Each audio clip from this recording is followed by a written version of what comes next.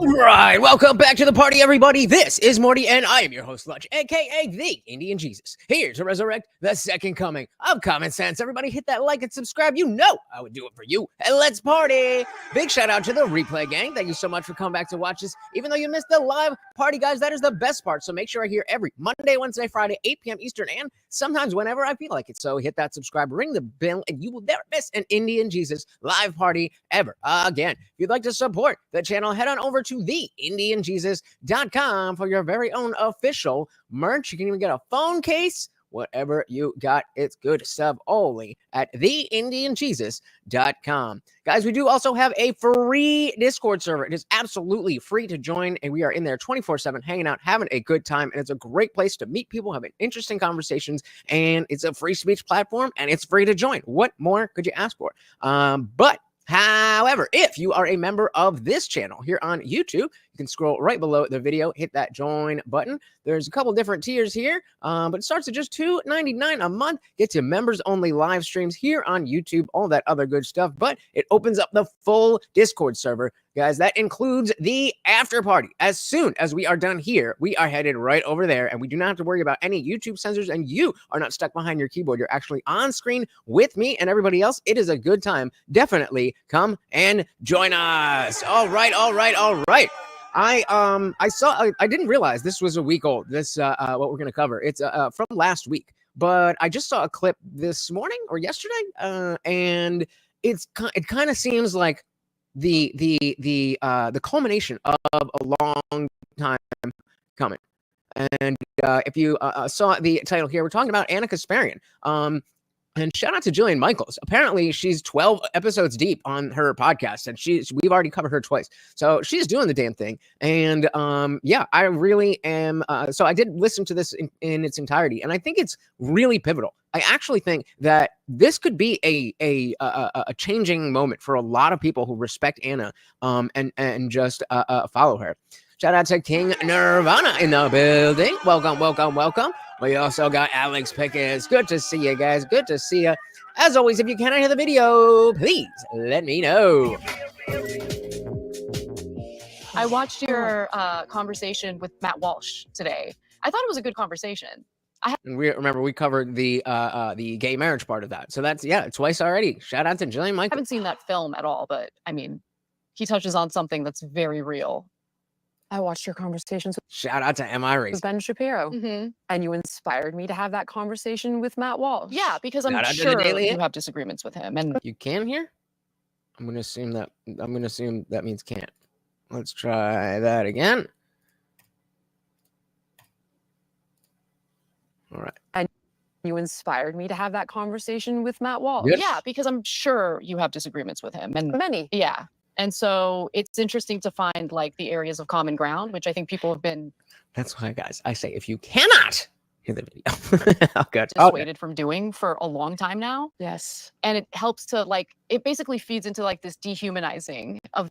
Shout out to Figure Drawing. Welcome to the party. Said, oh, Anna, she literally said that the word Karen is racist. Yeah, she said a lot of things, but she's definitely realizing how stupid and baseless a lot of those things are, and it's really good to see. And like I said, I think a lot of people who follow the Young Turks blindly are gonna have their eyes open by this. So welcome to the party. It's gonna be a good one. A long time now. Yes. And it helps to it basically feeds into this dehumanizing of the other side, right? So I'm glad you're having these conversations. Well, part of the reason I'm having them is because I've been inspired by people like yourself and people like Bill Maher. It's felt like a very bad divorce for the past 4 to 5 years. Yeah, I would say the last decade, the last decade's been pretty bad in terms of tribal politics and I fed into a lot of it. So we'll talk about all that. Yeah, you did. Shout out to Carl. Welcome. Said she's burned up all of her credibility. Even if she's changed her views, why would I ever respect her take on anything when she was this wrong in the past? I am certainly not telling you to go and be one of these people who follows Anna Kasparian. What I am saying is that there are a lot of people who follow Anna Kasparian. And now the things that she's saying in this conversation, I think, will give back a lot of credibility to the things that she says. I think we need to realize that Anna is a very average, for better or worse, Anna is very average. She's for the most part, she's a normal person, but she's an average woman in the sense that, feminism all the way and a default liberal. And then, working for this company, obviously it's in your interest to believe in the BS. And it goes against your interest to actually, number one, realize that it's BS, and two, come out publicly over and over and over again. So I feel like that, she definitely has been wrong about so many things. But so have I. So have all of us. And just because somebody was wrong doesn't mean they can't be right. Just because somebody was wrong and they're saying something different doesn't mean they are right. But that is exactly what we want to look into. Welcome, welcome, welcome to the party. So I'm not a public commentator whose political opinions should be respected. Fair enough. Fair enough. Welcome, welcome, welcome to the party. Like tribal politics and I fed into a lot of it. So we'll talk about all that, and then realized that I was making a big mistake. Interestingly, you are, and again, I'm ashamed to admit this, you're one of the only voices on the left I can listen to anymore. Mm-hmm. And I have found that moving center, which I'm holding on to as fast and furiously as possible. There is no center. There is the left and there is not the left. There is the left and there is not the left. And we can talk about what's not on the left. But in this political landscape, it is left and not left. Reminds me of coming out of the closet. Mm-hmm. It was that hard for me when you're like, no. For those who don't know, Jillian Michaels is married to a woman. No, I'm not gay. I'm bisexual. Yeah. No. And it's like, I'm liberal. I'm center. And I'm center right. But Anna, I haven't changed. Yeah. I think that there's... I mean, how many of us, felt that way somewhere over the last 9 years? That maybe some of you were lifelong Republicans, but I think a lot of us were either default liberals or, just didn't pay attention to this stuff before. Shout out to Guam Tech. Welcome, welcome, welcome to the party. So, dear leftists, keep eating your own and driving them back to sanity. Exactly. And I mean, we've seen people who, were in cults, and then they go to live productive lives and, work jobs, and they can be normal people. I think it just speaks to the power of the dogma. The fact that it's so dogmatic on the left that it's not about her being stupid. It's about her buying in, her drinking the Kool-Aid. And I'm center right, but Anna, I haven't changed. Yeah, I think that there's a lot going on with political identities, and in a lot of ways, the two parties have also realigned on certain issues. Mm-hmm. The things that I used to not like about the Republican Party have kind of been adopted by the Democratic Party. War. And racism. Then you have factions within the party. Some are more extreme than others, but lately it feels as though the extreme factions of each party has kind of taken over the entire party. I disagree with that, but in her mind, she thinks anything MAGA is extreme right. So I get what she's saying. Figure drawings. And how would you define a liberal, though? It seems that the main liberal quality is simply loving capitalism. So you're talking more about what the word liberal is supposed to mean. This is I'm talking about the distinction of, are you willing to vote for Kamala Harris, or are you willing to vote for Donald Trump? So if you are willing to vote for Donald Trump, I'm not even saying you're decided that you would. If you're willing to vote for Donald Trump, you are not on the left. You are not on the left. And according to the liberals, you are not a liberal. So that's what I mean. That there's there's the right is so much more expansive than it used to be, because it's just a rejection of the establishment coalescing. That's really all it is. So, I mean, clearly those liberals don't love capitalism at all. They're socialists and communists and Marxists or whatever, because they've obfuscated what the word liberal actually means. And so, yeah, we definitely have to talk about it in the context that people use it. But you're absolutely right that, liberals are not very liberal. Shout out to Brandon Murphy. Welcome, welcome, welcome to the party. Yep, that's what we got, the Walk Away campaign starting up in 2018. If you have not seen my video, go check out, I think it says Bernie Bro Atheist. No, Bernie Bro Leaves the Left or something like that. And yeah, I did a video for them as well. Brandon goes on to say more Democrats are walking away from their party because they're going too far left. Yep, you are right, sir. Welcome. We also got Dylan Soup. Good to see ya. I said, imagine wanting to take America back from the hands of corrupted powers as extremist. Yeah, that's what Dogma will do. And our boy Indie Film. Welcome. Glad to see you guys. Let's hit that like button and let's do this. I actually do want a lot of what Anna says to be the highlight of this particular episode of my show, because the things that she's saying are not anything that we haven't heard before. But the fact that she's saying them and the way that it is being interpreted is really the lens I want you guys to look at this through. Imagine that you are a fan of the Young Turks, and maybe you haven't really been liking what Anna has been saying so much lately, but you're still willing to give her a chance. That's the framing that I want you to take this with. So hit that like, hit that subscribe, and let's party. Lately, it feels as though the extreme factions of each party is kind of taken over the entire party. And that happens because people who are more, I wouldn't say centrist, but like more moderate in their views or a little more understanding and sympathetic to the other side, they just feel out of place. They feel like they're committing some sort of crime, right? That they're not being loyal enough to their tribe. And so I can totally understand feeling like as you become more and more open and honest about what you're feeling, I can see the similarity of like coming out and how scary that is. Like, it's super scary. And I know from firsthand experience how scary it is. I've watched videos of you a year ago, and you essentially talk about feeling politically orphaned. Homeless. Yeah, and Carl's saying, I grew up in a cult. A lot of people who got out immediately went out and started their own church without considering they shouldn't be advising anyone considering their past. Some people never learn. And I would never, ever argue with that. But I mean, clearly you are not in this cult anymore. And as far as we have talked, I don't think you've started a cult. And so for the same reason that I feel like if you say something that I can take what you say at face value, if Anna demonstrates that she's no longer in that cult, why are you allowed to shed that past and she is not? Dylan said, yes, the centrists, the same people that leftoids thought were somehow worse than the Republicans. Mental gymnastics will make you go crazy. A year ago, and you essentially talk about feeling politically orphaned. Homeless. Yeah. But you identify still on the left. Talk to me about where you're at. And again, this is so many people within politics, so many people who are pundits, so many people who pay attention to this stuff a lot, and so many people who don't. This is their story. I'm at a point where I actually do not want to be pigeonholed in any political tribe or identity because everything has become very dogmatic. And if you don't buy into dogma, dilly to screwing dogma, it ruins everything. Now, how dare you? How dare you?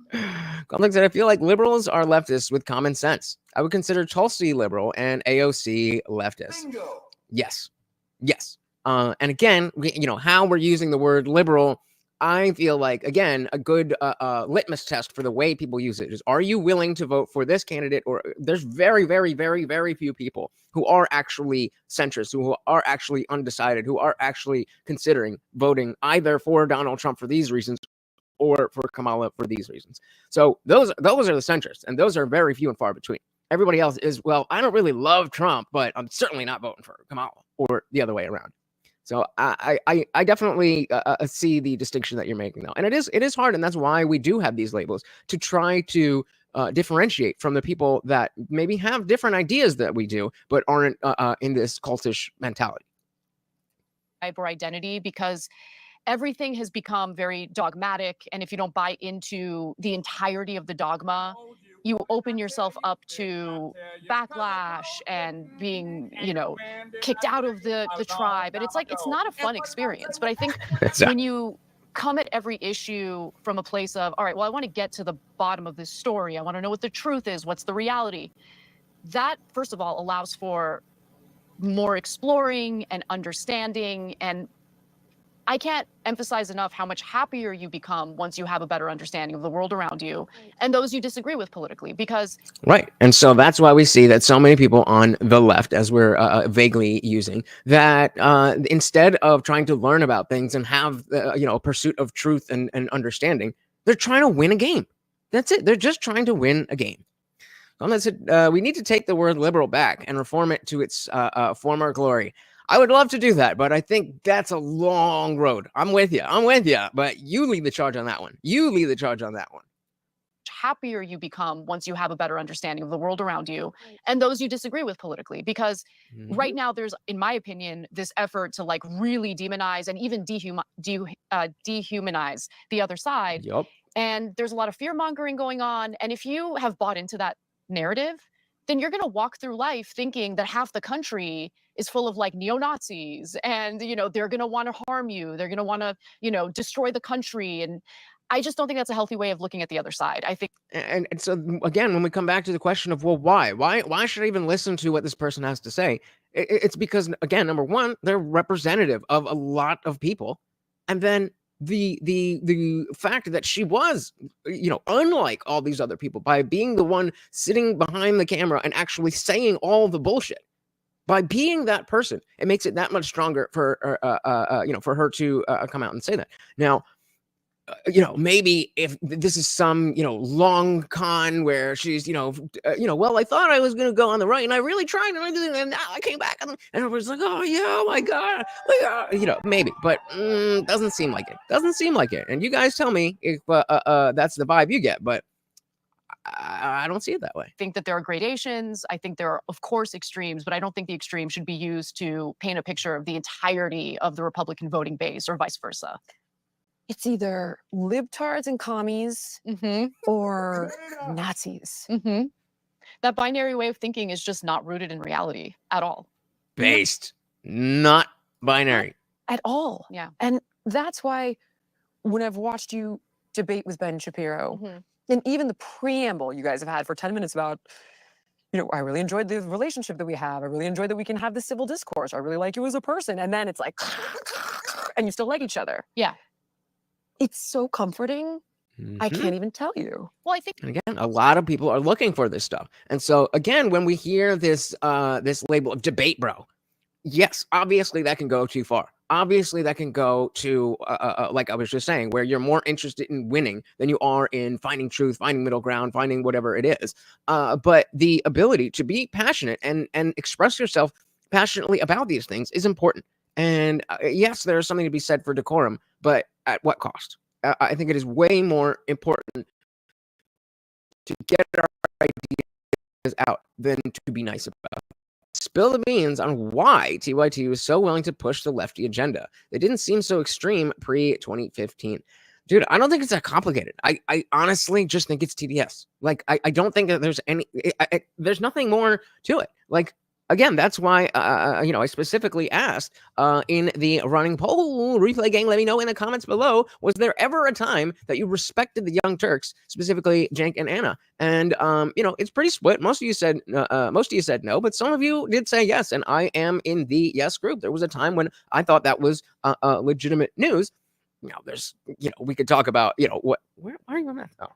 We could talk about, how legitimate what I thought was legitimate actually was, but the point is that there was a shift, and it was 2015. And what happened in 2015? Donald Trump came down those stairs. I don't see a reason to even look beyond that. It's so clear they hate Trump because he's Trump. Orange man bad. Carl said if she really thought she was wrong, shouldn't she retire from public commentary and go work at a Starbucks or something? Why? Why would that? Why? Shout out to Warren. Welcome to the party. Said she's a base conservative now. She won't say it, but she is. Let's not go that far. I think she is an honest to God liberal who, is being red pilled and understanding, the reality of some of the things that she thought, dogmatically were wrong. but I don't. She's not voting for Trump. She's not, gonna be. She's not conservative, and but she'd definitely be based. Fair enough. But I absolutely think, in a serious note, that no, you're absolutely allowed to be wrong. There is silly to expect human beings who say things either be perfect or you're gone. Why would we expect that? What we would expect is exactly what we're seeing here. Hey, I changed my mind, and here's why. I know, and notice your own bias. Did you question J.D. Vance about his change about Trump? He was, right there saying, Trump is Hitler and all that. But he gave us a reason as to why he changed his mind on that. And it's up to anybody to accept that or not. But yeah, she definitely red-pilled. Hey, shout out to Funk Master General. Welcome to the party with the $20 super chat. Thank you so very much. That orange man is good. Little black dog is overlord. Thank you so very, very much, sir. And of course, that makes you the new sponsor of the stream. Very, very, very much appreciated. Thank you. Let's dive right back in here. You still like each other. Yeah. It's so comforting. I can't even tell you. Well, I think that's how political discussions used to happen in the country. I mean, I don't know when it changed to the point where if you disagree with someone politically, well, that means that you can no longer be friendly to each other. You Well, when people like you started saying that. Can't be friends. I mean, during the Trump era, so many families were torn apart over political disagreements. Listening to who? And by the way, I'm speaking all high and mighty.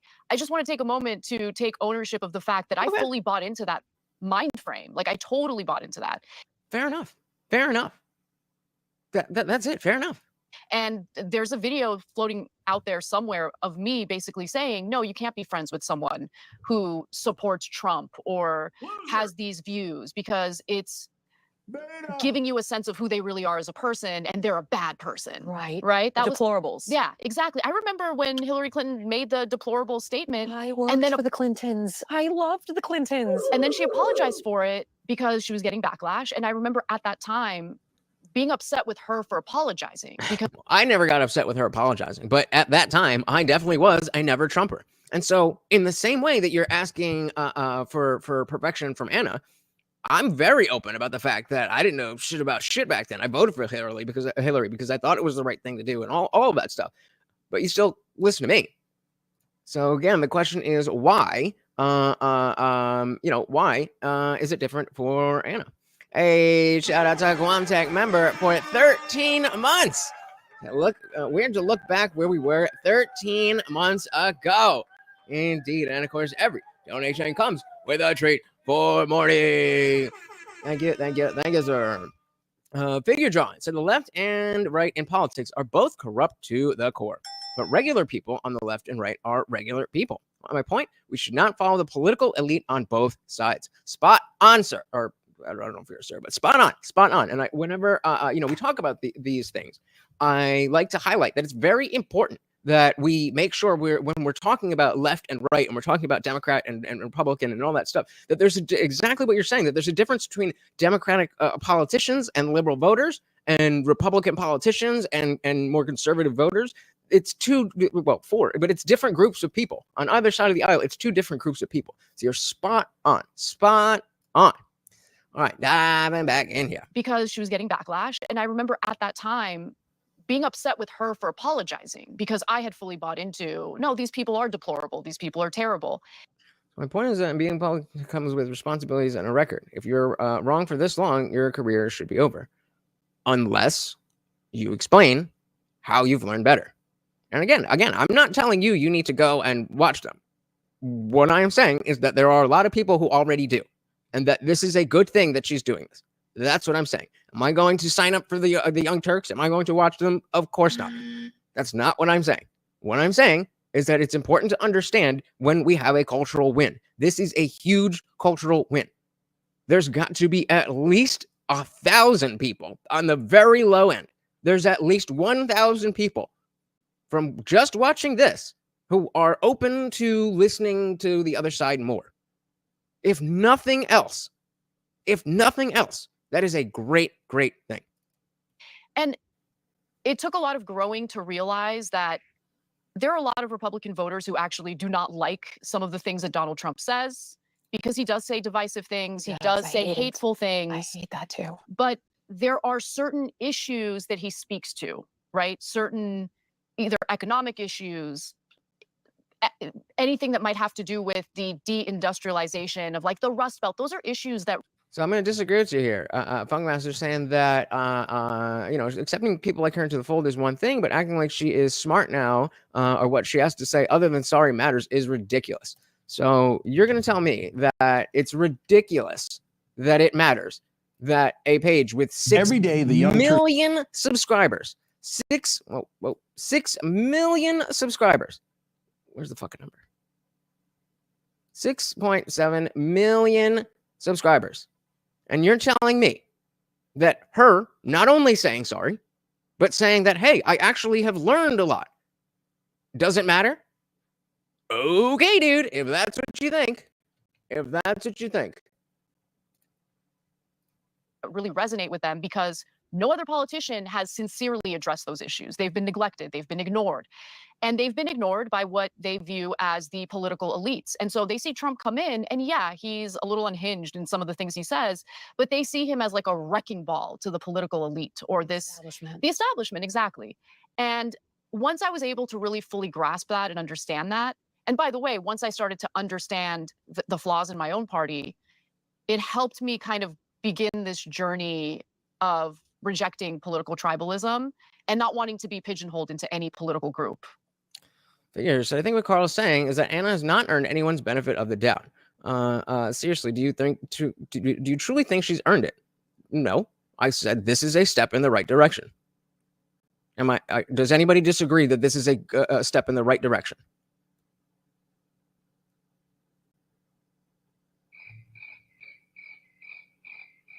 That's all I'm saying. I'm not saying go lick her feet. I'm saying this is a step in the right direction.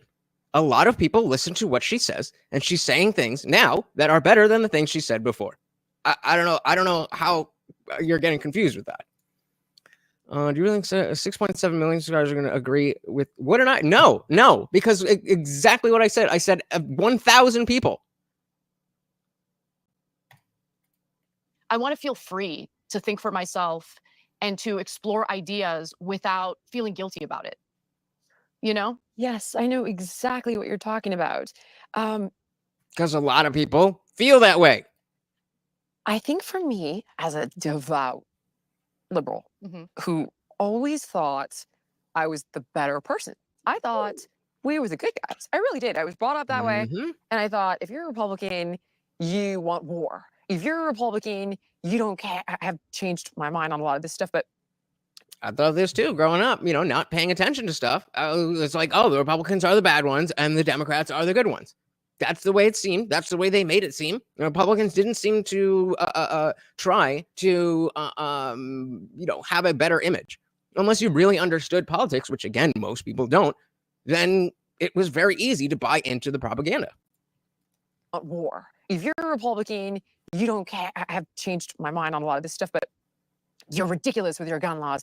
If you're a Republican, you hate gays. If you're a Republican, you're a racist. I really, honestly took the bait. And then Trump was so belligerent when he first began running, and they're all rapists and racists coming over the border, whatever, criminals. And that was really abrasive. And I live in a border state. We live in a border state, my whole life up until recently. And it felt like an assault on all of these wonderful people I saw who were economic migrants wanting a better life. Right. And, then it was the woman's right to choose, and we're taking that away, and gay marriage, that's going. And I was appalled. Is it though? Old. Then I met my wife, and oh my God, I can't believe we're married because she was a Republican. And I was like, what is wrong with you? How could you possibly? And I'll never forget. How dare She's like, you think you're such a good person. You think you're so liberal and so understanding. You guys are the least understanding, the least accepting, and the least tolerant of the most racist. Anybody who doesn't agree with you. Cut to, I started hearing everywhere, or at least focusing on it. Oh, well, they voted for Trump, so I had to cut them out. Oh, I haven't spoken to my mother. She's a Trump supporter. I remember seeing a post on social, and I've talked about it a lot. It was on this blog called Scary Mommy. That was supposed to be funny. We're supposed to make fun of what shitty moms we were. It's supposed to be funny. Right.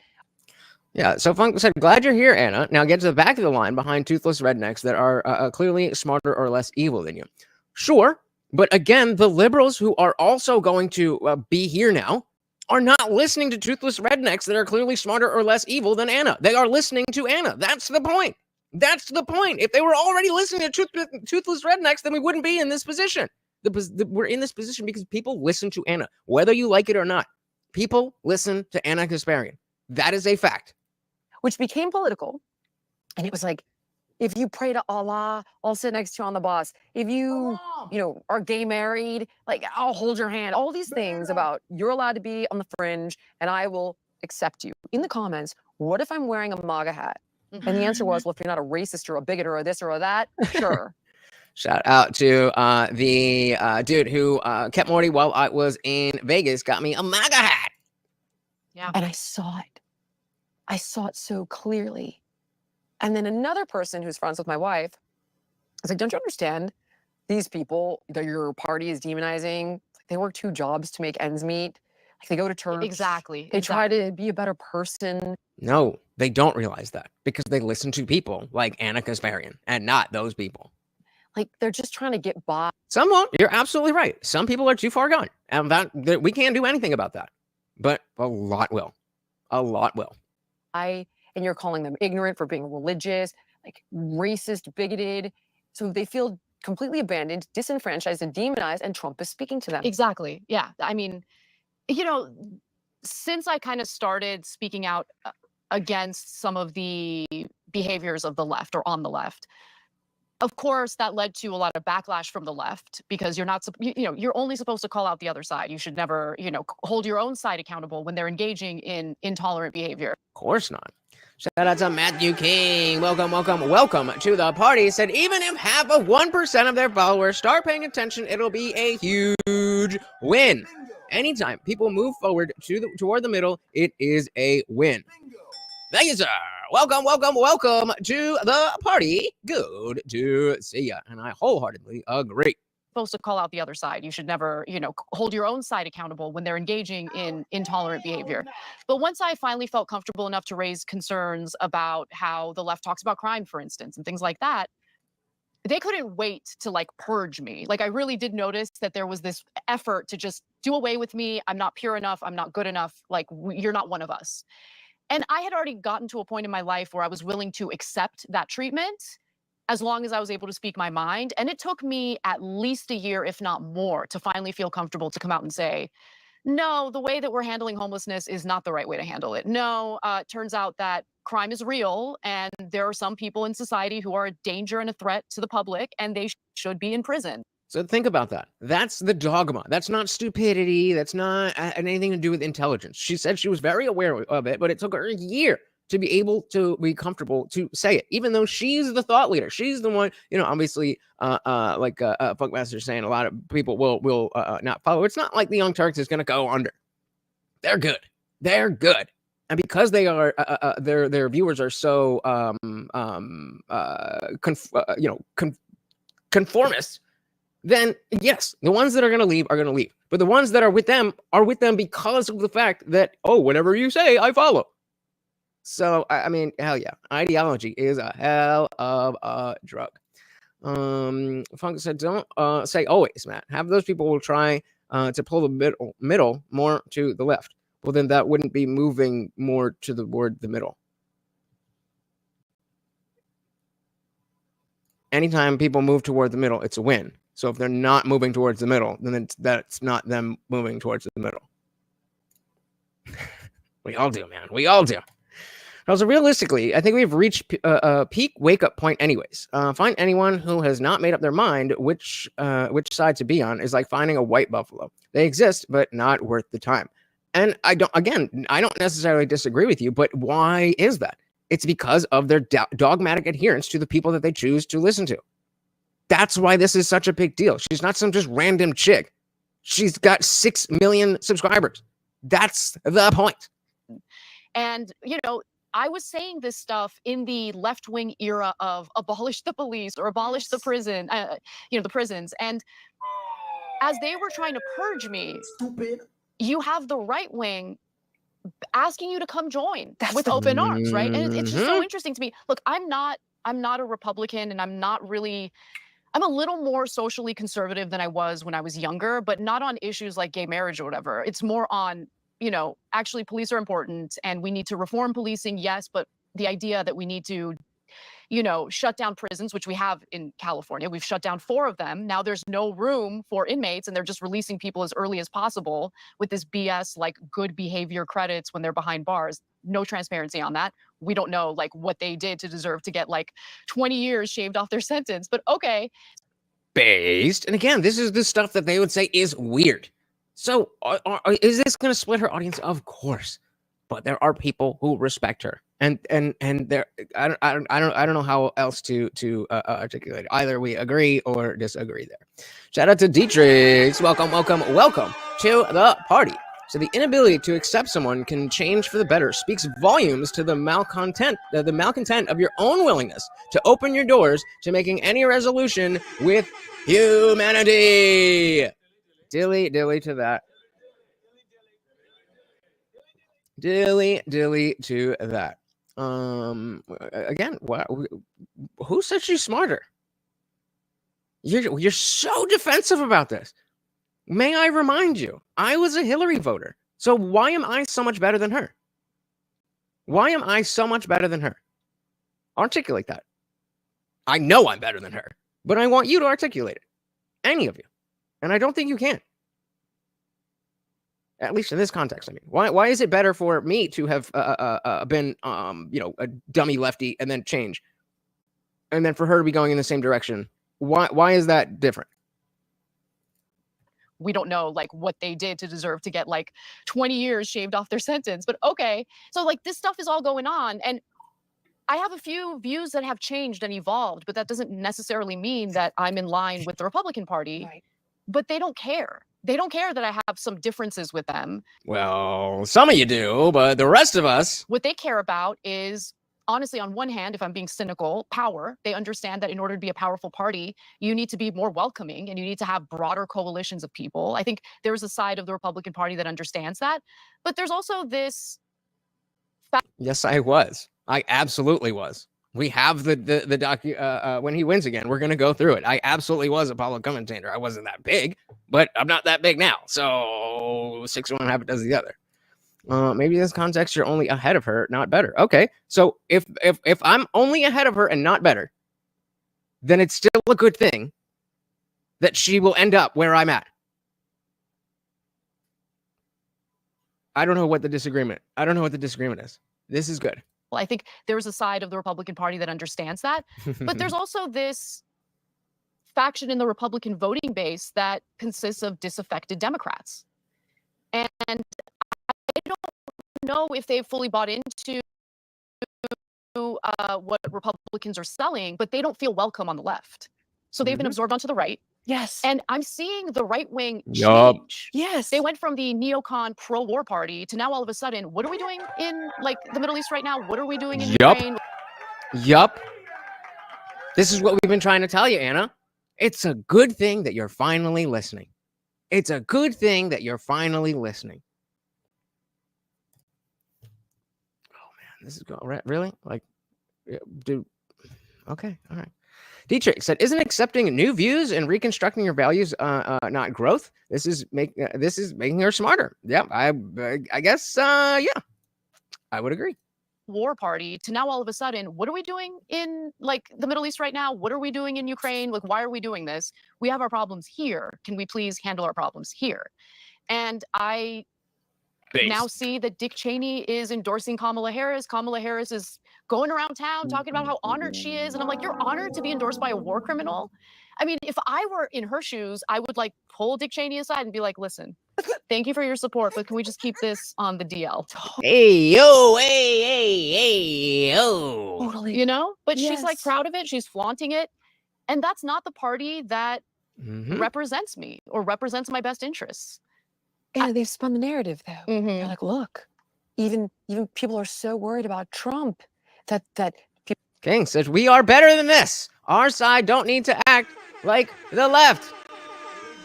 We are welcoming. Most of you are Christians. I believe Jesus was about forgiveness, maybe grace. I thought maybe I'm wrong. I'm just a stupid atheist. But people like Dick Cheney have joined our side. Yes, yes. No. That implies that you will do his bidding, and it's. I think we can all agree on that. Can we dilly on that? We can all agree that she's smarter than Kamala. Oh man, how did we get here? Yes. No. That implies that you will do his bidding, and it's playing out in real time. We're in numerous wars. Yeah. Oh, guys, what's going on with the likes? Please hit that like button, guys. It's so free, it's easy, and it helps out so very much. Please just hit that like button. We got 10 people here and only 5 likes. What's going on? I don't understand anything about geopolitics, but all I know is it's gotten way worse. It has definitely. That's really all you need to know, pretty much.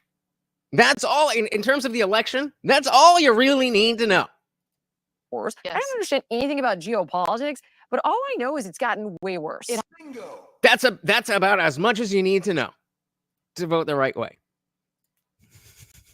Hater, you're a haterade. Step on that haterade, about geopolitics, but all I know is it's gotten way worse. It has definitely. Like I'm watching people die all over the world, and everyone tells me Trump is Hitler, and I'm like, well, we didn't really.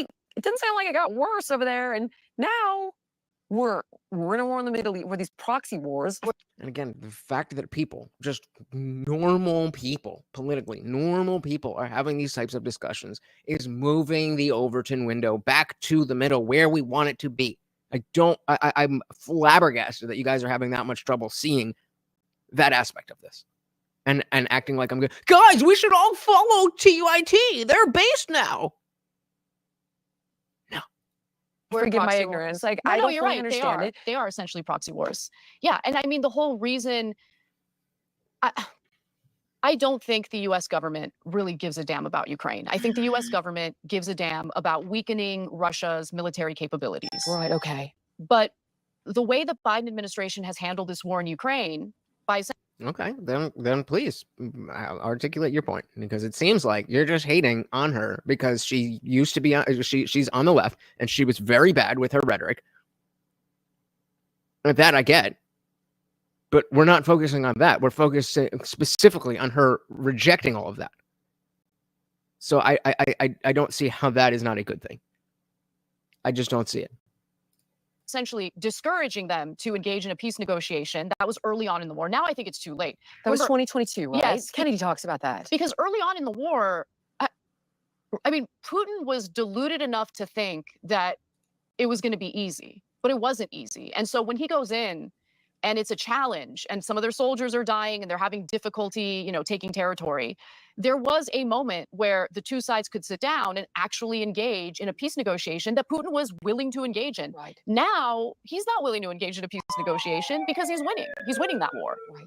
And we keep giving Ukraine more and more weapons. They're now doing, even the border bill was what, $20 billion for them? airstrikes and bombings in Russia, which I don't think is going to make the situation any better. And Russia has gotten closer with some of our other adversaries, including China, including Iran.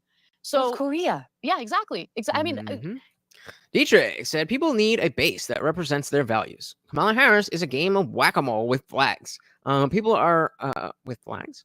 People are flustered, running back and forth to feel like they have a plan with her.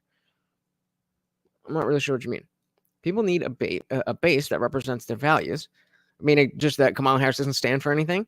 People are flustered, running back and forth to feel like they have a plan with her. Yeah, I think again, and that's the TDS. It's just you start from the conclusion that Trump is the worst thing that could happen. And then you work backwards from that. And then, then you're going to do all these mental gymnastics to be like, well, technically she did this and that and that and that and that and Obama and Trump.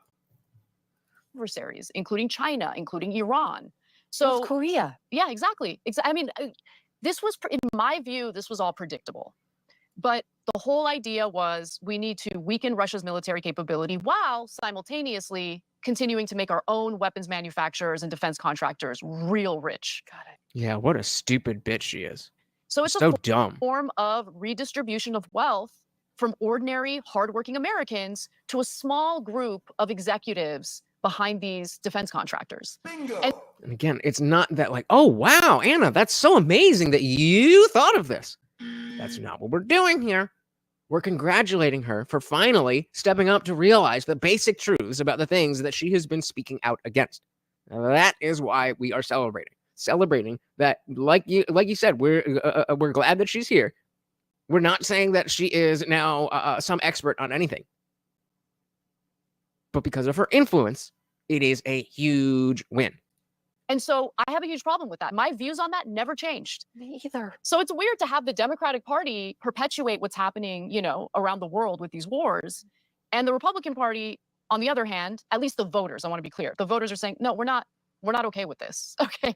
We don't want this. We want to get out of these wars. We want to take care of our own. And that's what I want. I want to take care of our own. To use Donald Trump's words, I want the dying to stop. So there are areas where I definitely agree with Republican voters more than Democratic voters. And that's the thing that's really throwing me for a loop, because these are the views that I've always had. Me too. Yeah. Oh my God. See, this is what. And notice how many times that's come up in this conversation already. These are always the views I had. And so many of us, meaning people who weren't lifelong Republicans, who either weren't in politics or were more on the liberal side at some earlier time. That's the line. My views haven't changed. It's the party that's shifted. And some people are better at realizing that. And some people are in a better position to be able to realize that. I don't know how to articulate the difference between how psychologically, if you are running a left-wing news station, then there's an aspect of there's an aspect of buy-in that you need to have that's going to be harder to overcome than if you're somebody who just watches it. And that again, if she wanted, she could just go along continuing saying the same shit she's always been saying. And she's choosing not to. I think that's good. I think that's good. Throwing me for a loop, because these are the views that I've always had. Me too. Yeah. Oh my God. See, this is what, when you talk, I feel like I can breathe. There's a shout out to Walter Mellon. Welcome to the party. Said she's not saying anything Bernie didn't say in 2016. She just realized the Dems abandoned these positions. Bingo. Exactly. That's it. And that's a big realization. Realizing that is huge. And I think that's a good thing. Welcome to the party. Me too. Yeah. Oh my God. See, this is what, when you talk, I feel like I can breathe. There's a few people out there that, Bill always says, like, sanity needs a safe space. Yep. And those voices rise to the top, because I think the majority of us that are in the middle who feel orphaned are finding sanity in the things that you're saying. Yeah. And again, I'm not saying that this is not a grift. I don't believe that it is. I think, we've seen in the last 2 years, this has been a slow thing. So, I mean, I feel like I've seen it. I feel like I've seen the change that I expect to see. I think it's happened. If you followed since 20, and they'll bring it up, the incident that started her whole red pilling between the birthing person stuff and the incident walking her dog, those were 2 years ago. And again, if we're looking at the end goal of being just a more conscientious liberal person versus just somebody who is based in red pilled and MAGA and all that stuff, I feel like we've already seen this. I feel like we have seen 2 years of it. But okay, so Funkmaster, how familiar are you with the two incidents that I just talked about? Because again, it's been 2 years. So what in another year are you expecting to see? TYT has damaged their reputation too much for me to just accept it. I guess we'll see if Trump gets elected and she stays the course and doesn't pull a destiny. What do you mean pull a destiny? Because again, you're phrasing this as if, oh, well, now she's gonna. I'm still not arguing that she's going to be a Republican. She said it herself. She's not a Republican. That's not what I'm saying. So I don't know what pull of destiny means. Who feel orphaned are finding sanity in the things that you're saying. And when I try to have this conversation with the people on the left, and I'm trying not to shut anybody on the left out, right? But they are the least tolerant and they eat their own. They do. That's a huge problem on the left. They eat their own. Oh, not left enough. You're gone. Oh, really? You don't think you can be healthy at any size? Fat shamer, you're out of here. Not left enough. Right. Oh, you're not down with the medicalization of 6-year-olds who want to be a tomboy? Transphobe. Right. Yep. It's so true. What is that? It's so myopic. You are forcing people to defect.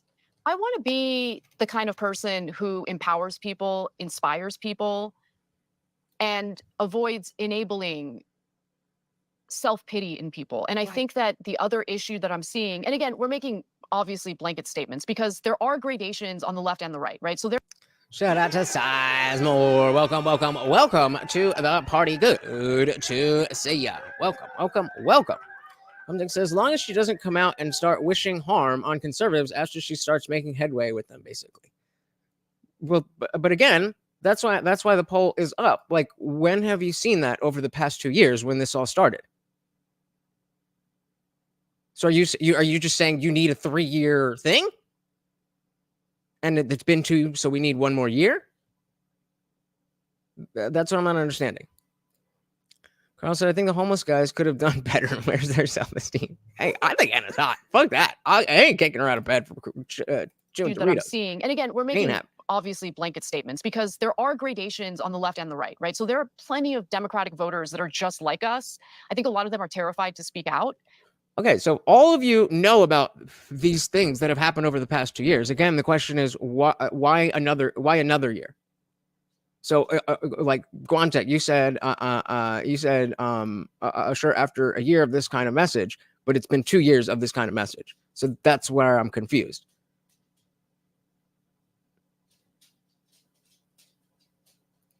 And I'm hoping that by speaking out myself, it'll empower them to say what they really think and voice what their genuine concerns are. But at some point last year, the other thing that really hit me was the difference between my upbringing and what the Democratic Party espouses. I was raised by very tough parents. And I said, shit, I would say, like, even though I'm a millennial, an older millennial, I would say my upbringing is more similar to how Gen X was raised. I said, shit, me too. Right? Like, welcome. No, but I think that was the right way because it teaches you to be self-sufficient and honestly empowered, right? Like, I always felt empowered to choose my destiny. Right. To, like, if I work hard. She said destiny. So, Guamtek said it'll be a true test of her turn of if Trump gets elected, she doesn't fly off the deep end like she has years prior. Why wouldn't she? Why wouldn't she? She doesn't like Trump. She thinks Trump is bad. She's just realizing he's not as bad as they all have made him out to be. We acknowledge that there's reasonable people who have reasonable reasons, justifiable reasons to not like Trump, right? So why would we? That's what I'm saying. Like, I don't know. You guys seem to be expecting that. Oh, well, now she said this, so now she's going to be all for Trump. No.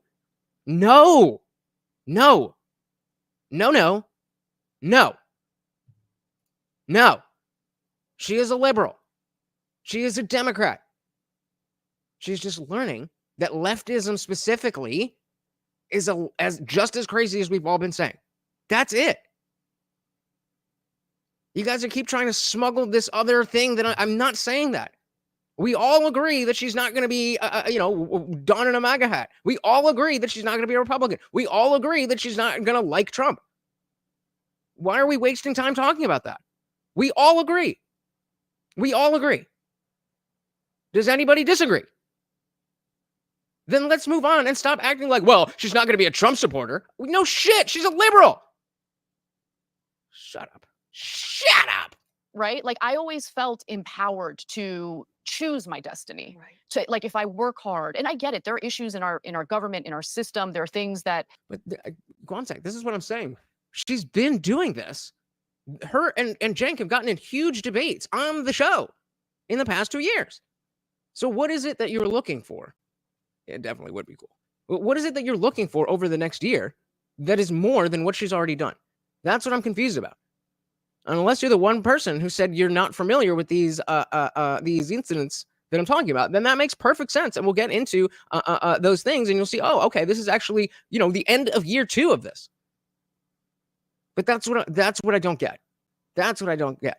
I mean, we got Biden in a MAGA hat, so you never know. You never know. Come on, man. Destiny. Right. So like if I work hard, and I get it, there are issues in our government, in our system, there are things that have served as obstacles for younger generations. Don't let me forget. We gotta check the comments. We gotta check the comments and see, because it should be a pretty balanced audience. I mean, obviously, it's gonna be more women. It's gonna be more liberals, but that didn't necessarily exist for older generations. I get all of that. However, we all get to wake up in the morning and make choices for ourselves. And when I hear the Democratic Party constantly disempower people of color, because that's what they're doing. I mean, really think about it. Like, they keep using this messaging that infantilizes them and makes them seem as though, if it weren't for us white saviors, messing around with these laws and policies, they would never be able to survive. And I find that so gross. I'll give you a specific example. And right there. I find that so gross. That's what we're looking. We're just looking for you to find that gross. We're not looking for you to be the spokesperson as to why that's gross and we shouldn't do that. That's not what we're expecting. Like Funkmaster said, fine, we're glad you're here and move to the back of the line. But I disagree with the part about the toothless redneck, because they don't already have the audience. That is the point. Drove me crazy. Culver City Schools, they took a look at their honors program and they realized that there was a real disparity between the white students and the Latino students. Very few Latino students had enrolled in the honors program. So they decided must be racist. The right thing to do would be to just scrap the honors program altogether. And that pissed me off. And it pissed me off because, first of all, you're not actually addressing the issue here. I think those Hispanic students are capable of greatness. Right. You just have to do the work to get them there. Hey, shout out to AIM. Welcome to the party. Good to see you. Good to see you. Earthlings. Are we not all Earthlings? King said, Latinx.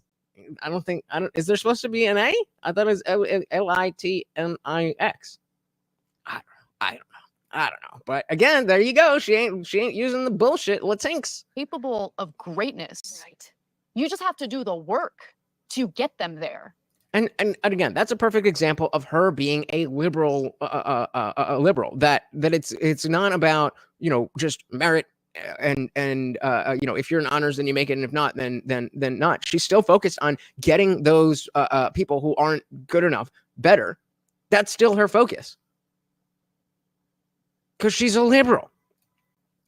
Bugmaster said the audience might be a little more like us. Jillian Michaels switched a while back. I think she stepped in people poop or something, and that was the last straw for her. What?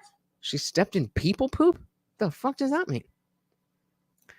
Glumtech said a Trump election equals confirmation in my eyes. It's not that I don't want to believe her. It's just natural to have my guard up. Destiny had a chance and completely squandered it. I don't want to make the same mistake, and it will speak volumes for her to stand on these ideas when the person she supposedly hates is in office. It means she's principle over message. Fair enough. Fair enough.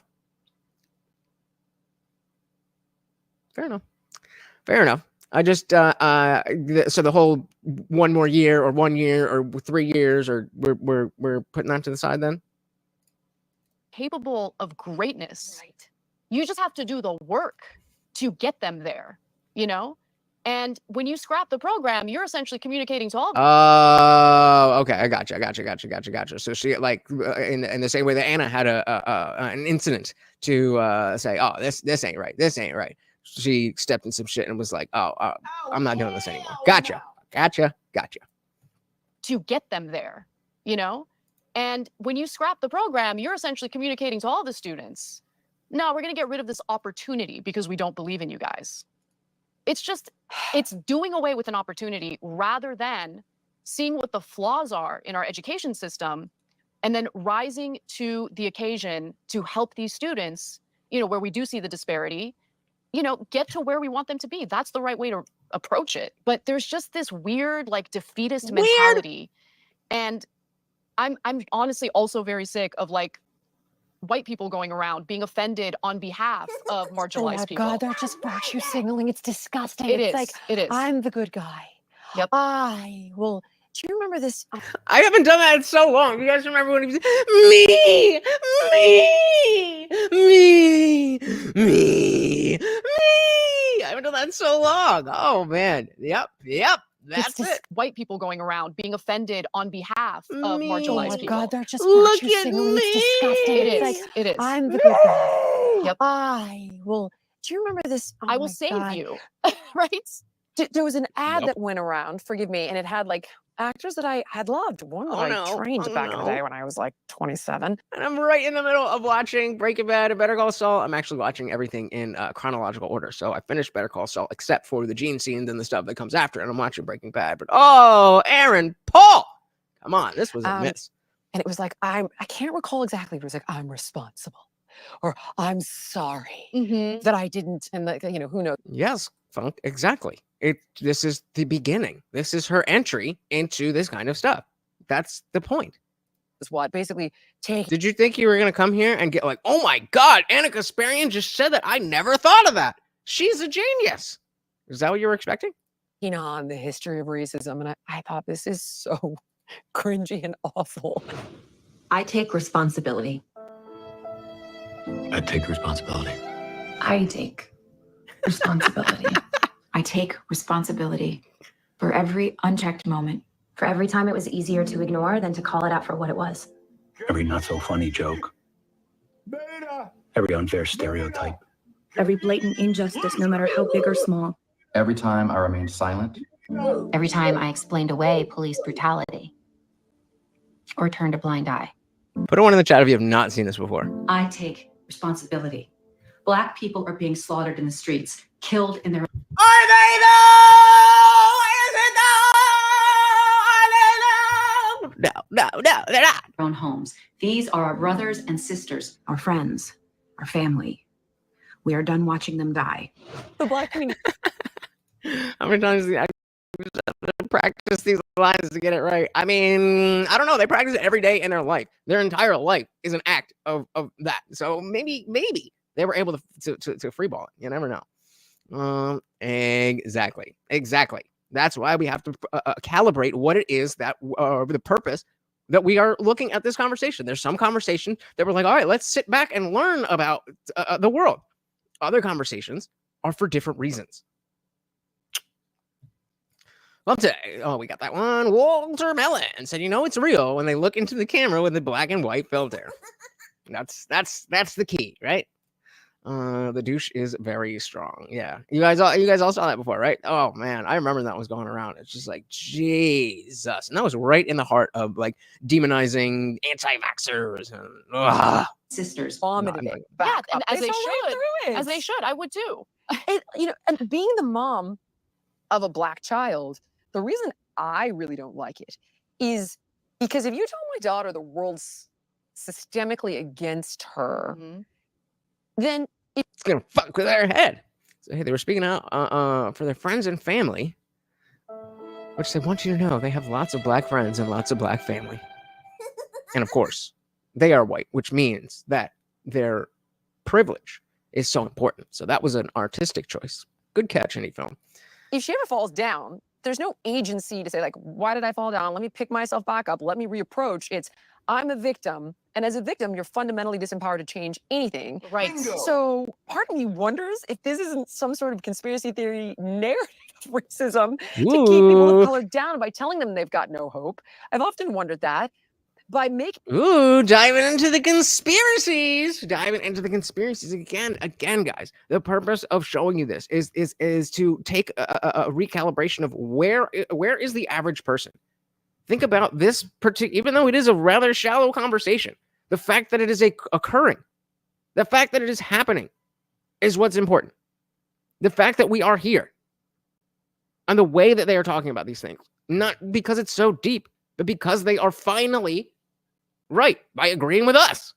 Making them angry, which then alienates those of us who, where there is injustice, would have previously got involved, and now we're kind of like, I'll just stand here because I'm paralyzed to know what to do. Like, right. I don't want to be a savior, but I don't want to get involved. Like, I don't know. Hey, that has to start with rejecting leftism. No, I mean that has to be the first step. One text said, "I take responsibility for being the milk chocolate twist of white supremacy. I have too long allowed my brownness to mask my blatant white supremacy." How dare you? I think you need to take a time out. What's crazy? She's crazy. She's saying that Democrats would want to keep the black man down. That's never happened. They're learning. They're learning. There are real moments. This is like if you have kids, right? And your kid is in a play, then you go and you watch your kid in the play, and you're proud of your kid for being in the play and doing. You're not expecting to go see a Broadway play. That's what's happening here. Like this that you're talking about, right? Like doing the work for the Hispanic kids to make sure they have the resources they need. Right. It's like it gets taken away, so their opportunities get taken away. Exactly. I mean, when I started kindergarten, I didn't speak a single word of English. I'm the child of Armenian immigrants. Yeah, so I grew up, Working with at my the parents speaking Armenian. That was the first language I learned. Now I need help with Armenian because my English is way better. But what they did in the elementary school I went to is before any of the classes started, they had me do this test to see where I was with like my English skills. They realized I need English as a second language, like an extra curriculum tacked onto what all the other students were doing. So what the school did was realize, okay, she's having trouble with English. We need to get her caught up. So there's going to be an extra program that we're offering to her. I just now realized I never hit the go live button on Instagram. Hello, Instagram. To get her up to speed. And that helped me tremendously, along with watching Sesame Street and learning English that way as well. But the school didn't just give up on me and say, she doesn't know how to speak English. We don't know maybe we just don't grade her as harshly. Right. So just let her flail, but give her the grade so she can pass. And that's not no child left behind helping, I remember watching you on Patrick Bet David. I remember this line. You're going to laugh. I remember watching you on Patrick Bet David. I didn't even watch Patrick Bet David. He was so far right, but somehow Patrick Bet David was so far right. That is who we are dealing with. And even they who see Patrick Bet David as not even far right, but too far right for me to even listen to, being able to say these things and have this conversation. That's important. Friggin' YouTube algorithm flicked it up in my feed, maybe because I had been vocal at the time about leaving California. And you articulated everything wrong with California, and that was the moment I discovered you. And I found you online and have been, devouring your content since then. But again, very normie. Like, wait a minute, somebody's good at saying all the things that are wrong with California? What? No way. Nobody can express this, not Elon Musk. Nobody expresses what's wrong here from a governing perspective like you do. So I'm just going to say I grew up here. Me too. So that's why this is important. Because people think that nobody can articulate what's going on in California better than Anna Kasparian. That is why this matters. From a governing perspective like you do. So I'm just going to say I grew up here. Me too. Not soon enough. Apparently not. Okay. Nothing was crazy like this, right? The homelessness, crime, the advocating for the medicalization of children, like advocating for late-term abort. Like, I'm never going to put a limit on. Like, what about 8 months? No, still no. Like, what do you mean still no? Like, what happened to legal safe where? Come on. Oh, safe, legal, and rare. Oh, the good old days. The good old days of Roe v. Wade. Again, I know that some of you are very happy that the good one. I think that a lot of you are happy that Roe v. Wade was kicked back to the states, and a lot of states are able to completely ban it. But again, I will say, at any opportunity that I can, that I think that was bad, and that if you are in favor of less children dying, then unless you have a way to federally ban or limit it, then a lot more babies going to die. Like, there's a limit. And at a lot later stages. Come on.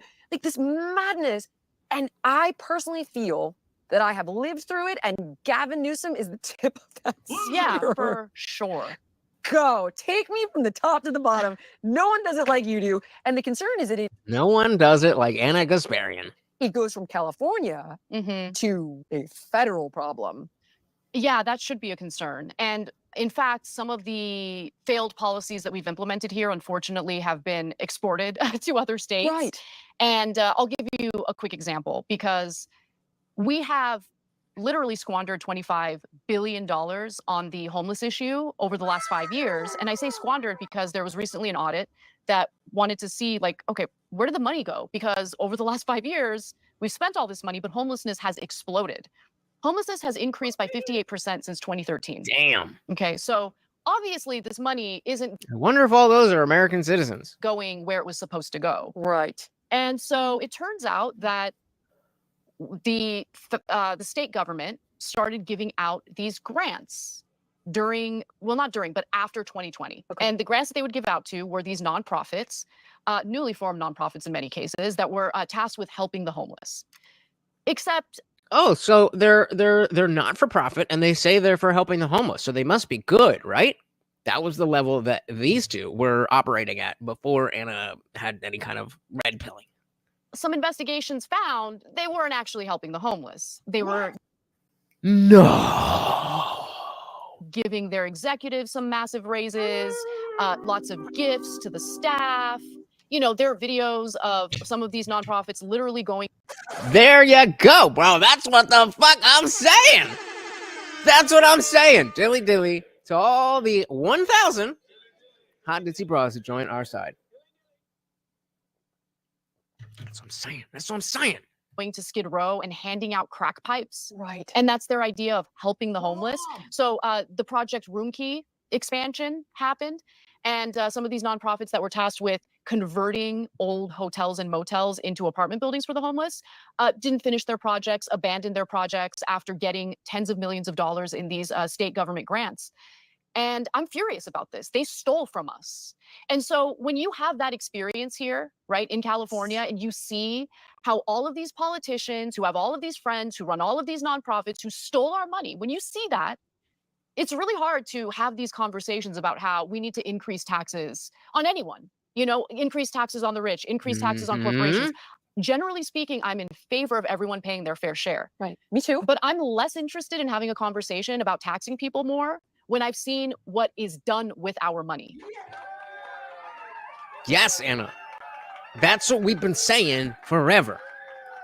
Finally, you can start, as a public commentator, you can finally start to say the right things. And I think the Young Turks has always been very entry level, in the sense that, like, if you're on the left, like, you're not going to the Young Turks to get, your deep dive stuff. Like that, that's not what they are. Like I wouldn't even want to compare anybody on the right to them. But there's different levels of commentary on both sides, and so I don't think that they were ever that meant to be that deep.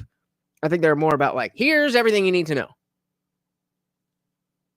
But to just come to the realization that, like, you don't know where their tax money is going, so maybe we shouldn't be giving them more tax money. Hey, I'll take it. Anyway, said it's the politicians that took the money and gave it to their friends, which is how the system works all the time. Now she's waking up.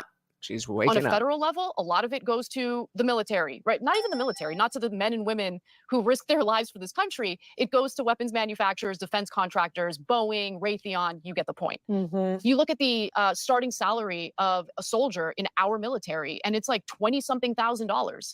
You're very right, Funk, and this is what I was asking earlier to Guamtech about, you know, the past 2 years, because he's you know, he's very I don't follow them too closely, but you know, I follow people who follow them and report on their, you know, the drama between them and stuff. And you know, obviously he's not very happy, but they have gotten into, you know, heavy debates, and people want him to fire her. But he's like, no, that's not what I'm doing.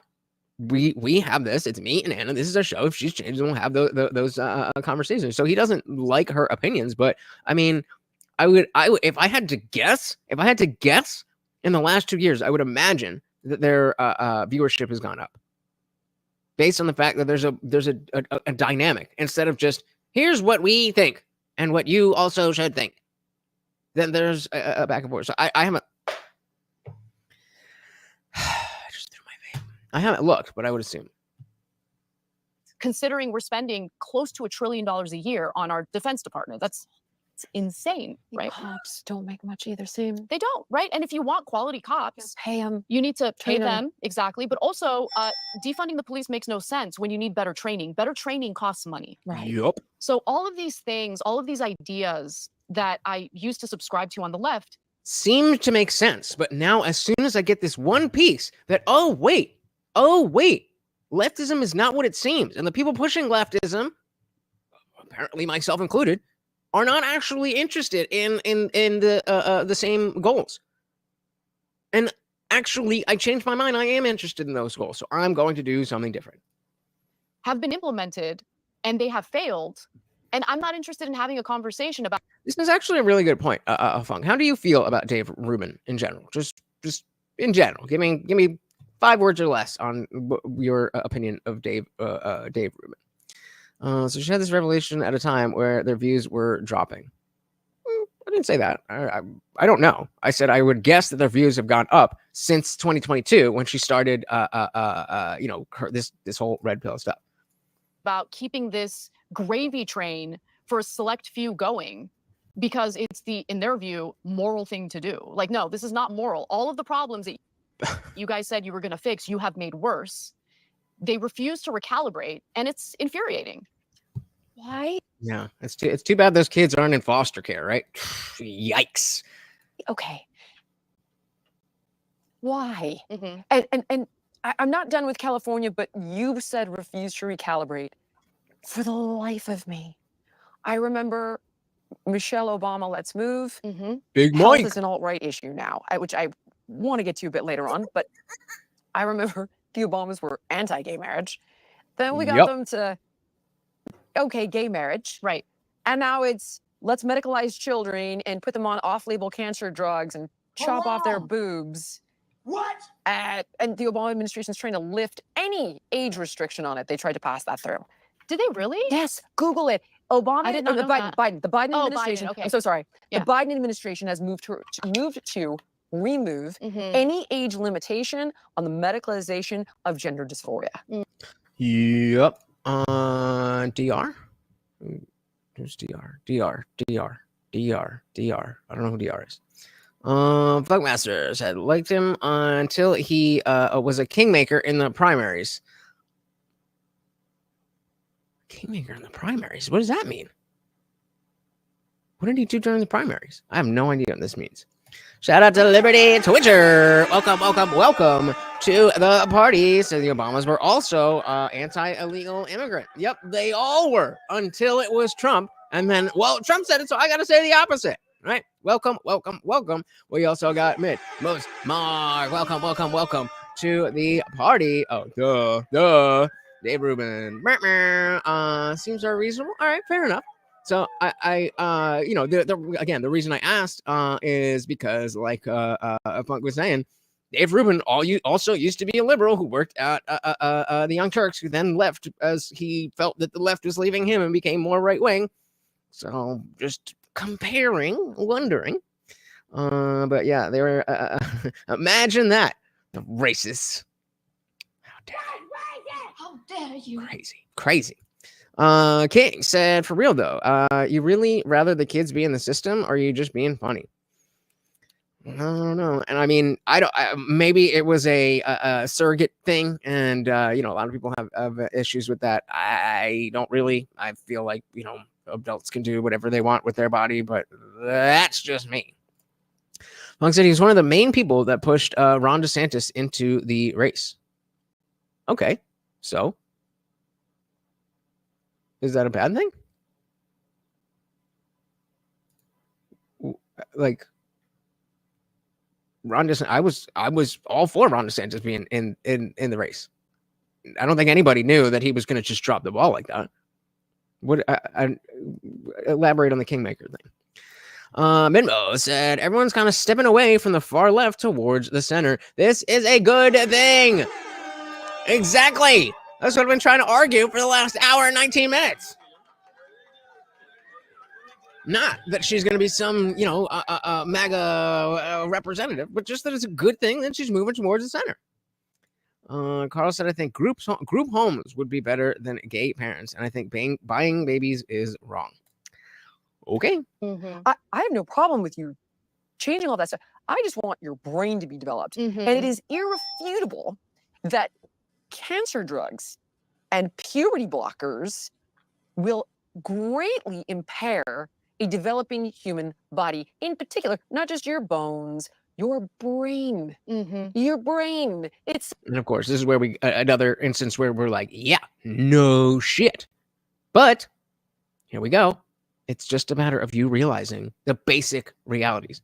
Guys, can I get 2 more likes? Thank you so very much. It says on the box of Lupron, brain swelling. Like, are we insane? And I'm watching Michelle Obama at the DNC, who I loved. Not gonna lie to you, I loved her. And she's I think what they're saying when Carl's saying I think buying babies is wrong, I think this is in reference to surrogacy. Funk said Ron was a bad move. It caused a divide and set the movement back. Is that what you think that he was trying to do? Or do you think he just liked Ron DeSantis and was like, hey, I would like to see Ron DeSantis do more like the rest of us who said, hey, I like what Ron DeSantis is doing. So you guys confuse me. I really like Kingmaker? What do you mean? What Kingmaker?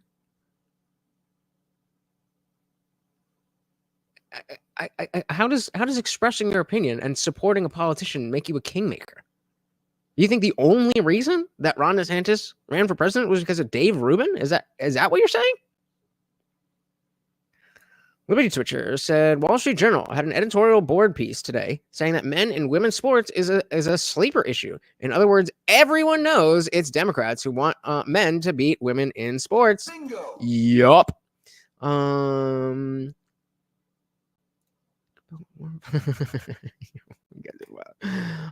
it's only the Democrats that want your kids to take puberty blockers.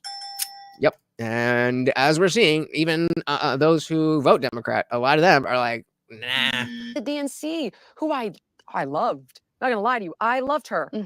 And she's advocating for that. And I'm thinking, how did you get from there's no way you've made that quantum leap in your ideology, is there? Well, I think what happens is... What is happening? Every action by one side leads to an equal or even more extreme reaction. And so I think what has happened... Look, I'm not necessarily on board with completely banning all of those treatments. Like, there are cases where someone who is a minor is suffering from gender dysphoria that's so extreme, and they might be suicidal as a result of that, right? Okay, there's other ways to treat that. And again, this is where we're going to see that she is a liberal. She is a Democrat. None of that is changing. Just the level of her understanding of reality is getting better. I think those cases are actually very rare, much rarer than the left is willing to admit. That's what the data shows in the CAS report. And so in that case, I love that you brought up the... Wait, yes? You're saying the only reason that Ron DeSantis ever ran for president is because Dave Rubin said so. And Dave Rubin specifically knew that Ron DeSantis was going to do bad. What? Talk about a conspiracy, bro. What are you talking about? What, like, so is it bad that, like, you watch me all the time and I talk about Trump? And so if Trump isn't perfect, then it's my fault because Trump wouldn't, like, what are we talking about? What are you talking about?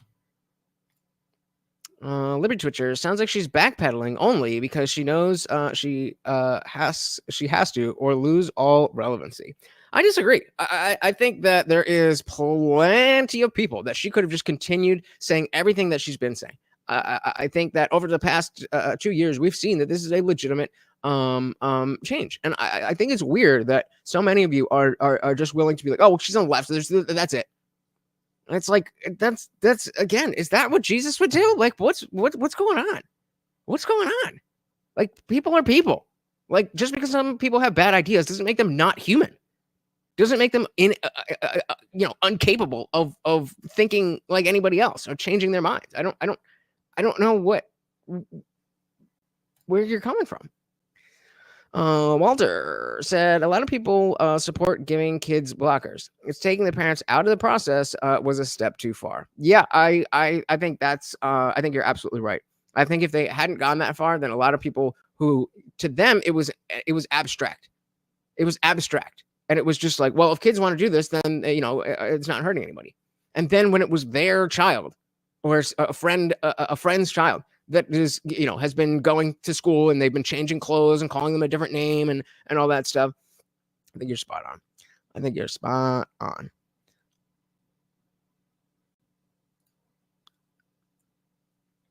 I'm asking you, you said that he was a kingmaker, that Dave Rubin was a kingmaker because he was one of the main people that pushed Ron DeSantis into the race.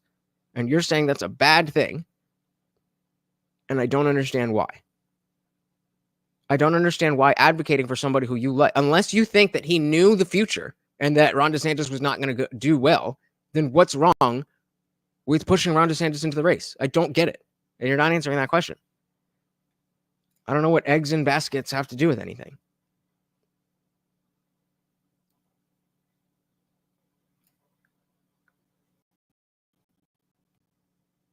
Context, guys. There's four other comments between this and your last thing. I don't know what the context.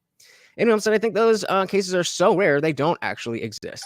No one is born in the wrong body. Completely agree. There's absolutely no reason why these drugs or treatments need to be available to children. If you are that depressed, then there's a lot to work on in terms of because it's silly to think that just the gender dysphoria and the switch is the core cause. That's silly. That's a lack of understanding of the brain. That's a lack of understanding of human psychology.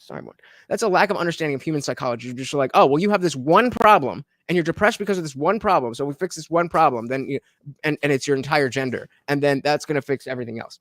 That's not how the human brain works.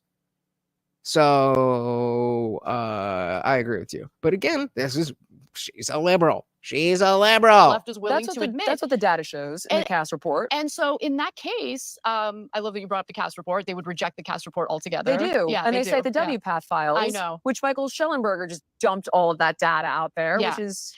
But and then what?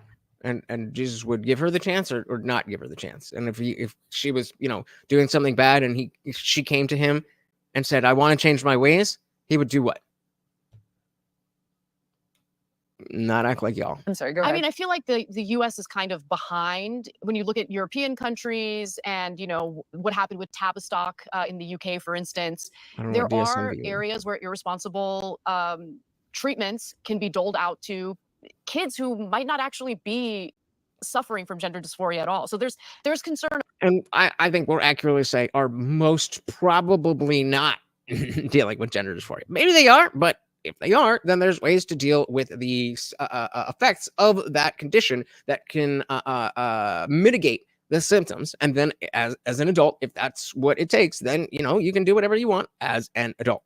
About that. Would you medicalize them?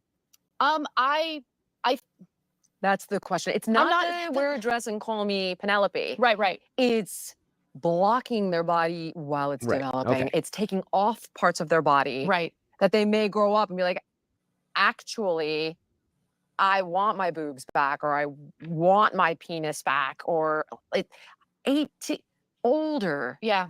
That's my issue with it, What- not transgenderism. What I think is actually the most toxic part about all of this is how this area of medicine has been so politicized. Yes. And so doctors. Oh, the DSM-5. Okay. Took me a second there. So what are we saying about the oh yeah. I mean, hey, we all got shit going on. We all got shit going who on. want to be more cautious are, you know, pretty viciously harassed as like, oh, they're gatekeepers. But like, no, they're the medical professionals and they're trying to make the best possible decision on behalf of their patient. They're not just trying to be gatekeepers. They're trying to provide the best possible treatment for someone who may or may not suffer from gender dysphoria. Based on the cultural implications of different types of treatments.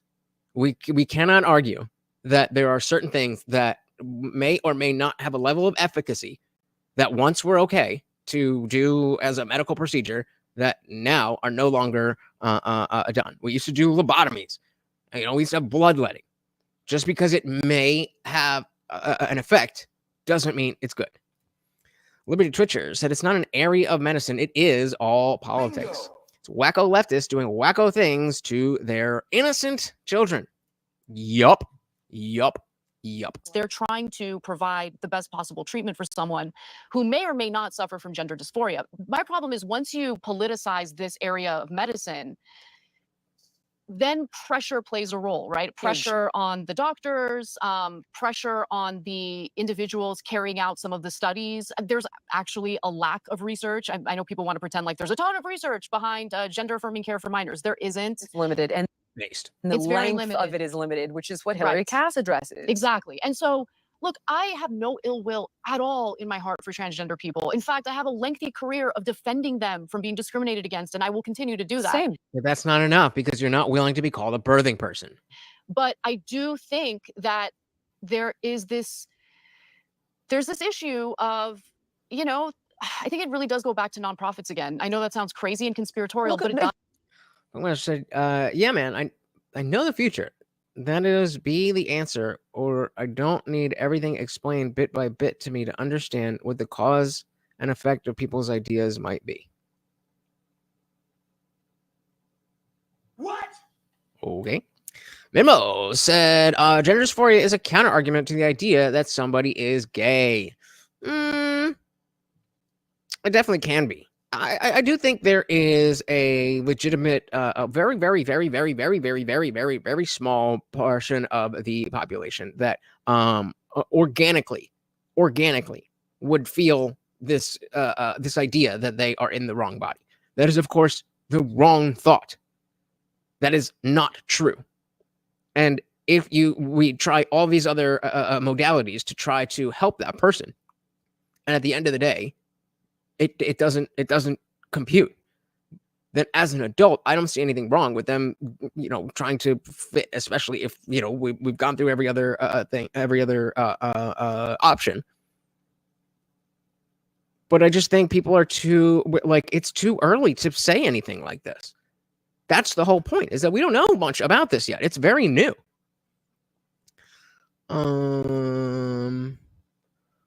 Which is no, they aren't. They're trying to the doctors trying to provide the best. Yeah, they're trying to provide the best possible treatment. They're trying to pretend sickness is normal, just like obese people pretend they're healthy at any weight. Yep, agreed. Minmo's Mark said they don't understand their feelings about why they like the same gender, so they default to the idea that they're a different gender to conform to society. Yeah, I definitely agree that the social contagion aspect that you're talking about, that definitely happens a lot. But I don't know if we can just say, it's just like, oh, if you think you have gender dysphoria, then you're gay. I don't think it's that simple. And I think claiming that we understand it is incorrect. Guante said also some parents would rather have a trans kid than a gay one. Yup. All that Munchausen by proxy. I think it really does go back to nonprofits again. I know that sounds crazy and conspiratorial, but it does. But it's not though. That you're absolutely right. First of all, let's not negate that it has a compound annual growth rate as an industry of 10%. It's the drugs are making billions of dollars Oh, across the yes. board. These children have to be on this medication the rest of their lives. So it's extraordinarily profitable over the long term. And then people say, well, how much is it really happening? And I heard Abigail Schreier tell Bill on Real Time, she's like, since I've written this book, Irreversible Damage, tens of thousands of children have been transitioned. I was like, that's absurd. That's not real. It's true. It is. It is. It's true. Through medications. Medication. It's the medicalization piece by all means. And these children and people who have advocated for it, like Dr. Drew was on, he's like, well, for some people, it can be life-changing. I said, but did they medicalize those people you know? I don't think so. All right. We got a poll. Who's hotter? Put on a dress and I will call you whatever you want. Cut your hair, wear makeup. And I get that that's controversial. Everyone's like, reject that. I'm doing it. If my kid wants me either, you want to explore it, explore it. Run through whatever you need to run through. And if it nets out here at 18 or 21 or 25, and then you want to change your body when your brain is developed and your bones are developed, by all means. Yeah. I'm right there with you. So we got a new poll. Who's hotter, Anna or Jillian? Of course, this is Anna, and the other one is Jillian, if you didn't know. We said, she looks like she can kick my ass with those arms. Yeah, that I didn't know much about her, but apparently she's a fitness person. She was on a bunch of those NBC shows like The Biggest Loser and stuff. I really didn't know much about her. And apparently, yeah, this is, I thought I saw number 12. I thought I saw like a podcast number 12. No, yeah, 13 episodes. So like this is only this is very new. But yeah, she I don't necessarily like the muscly look. Medmos likes it. Oh, we're at 50-50, guys. Come on, break the poll. Jillian Michaels. Yes, that is her name. And then you want to change your body when your brain is developed and your I thought so too, but apparently not. By all means. Yeah. But it's the fact that now you've got the cash. Like I just it's too much definition, especially for somebody like me who don't even have this much definition. It's just nah.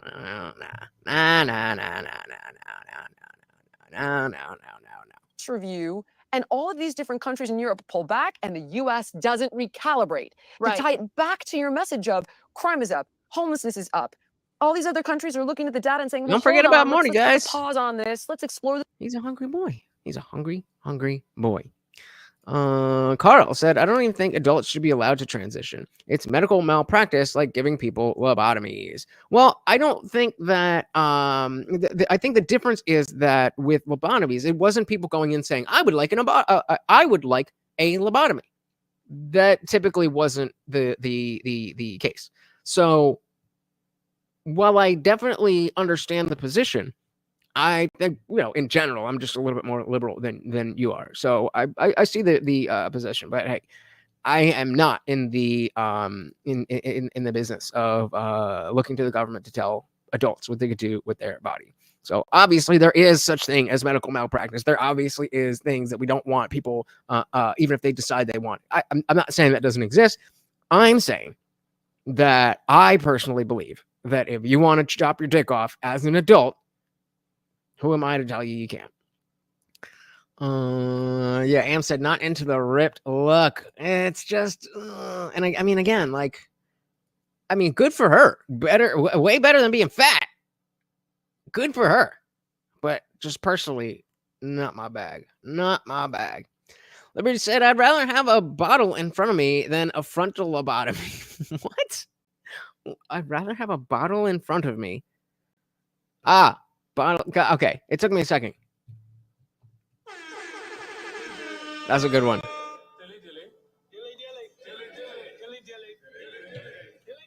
That's a good one. I'd rather have a bottle in front of me than a frontal lobotomy. I like that.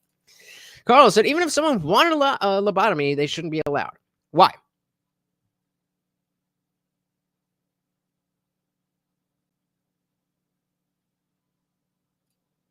Yep. King said, I do need to see Anna full body because I'm a butt guy. All right. Well, we can take a little detour.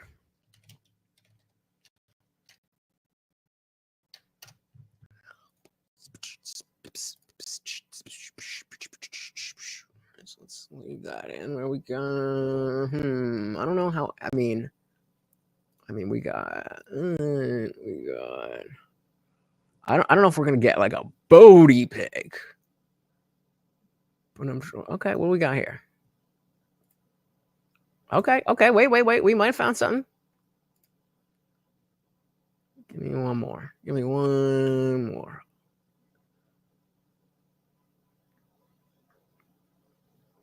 All right, so let's see. Let's see what we got. So we got this, just a general. That's not her. That's not her. Never mind.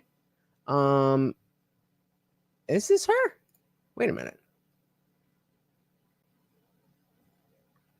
What was that picture from? Damn, that is her. Okay. So kind of block in, but where is this one from? This was a video. Oh, come on. Oh, wait. Is it right here? Okay, there we go. There we go.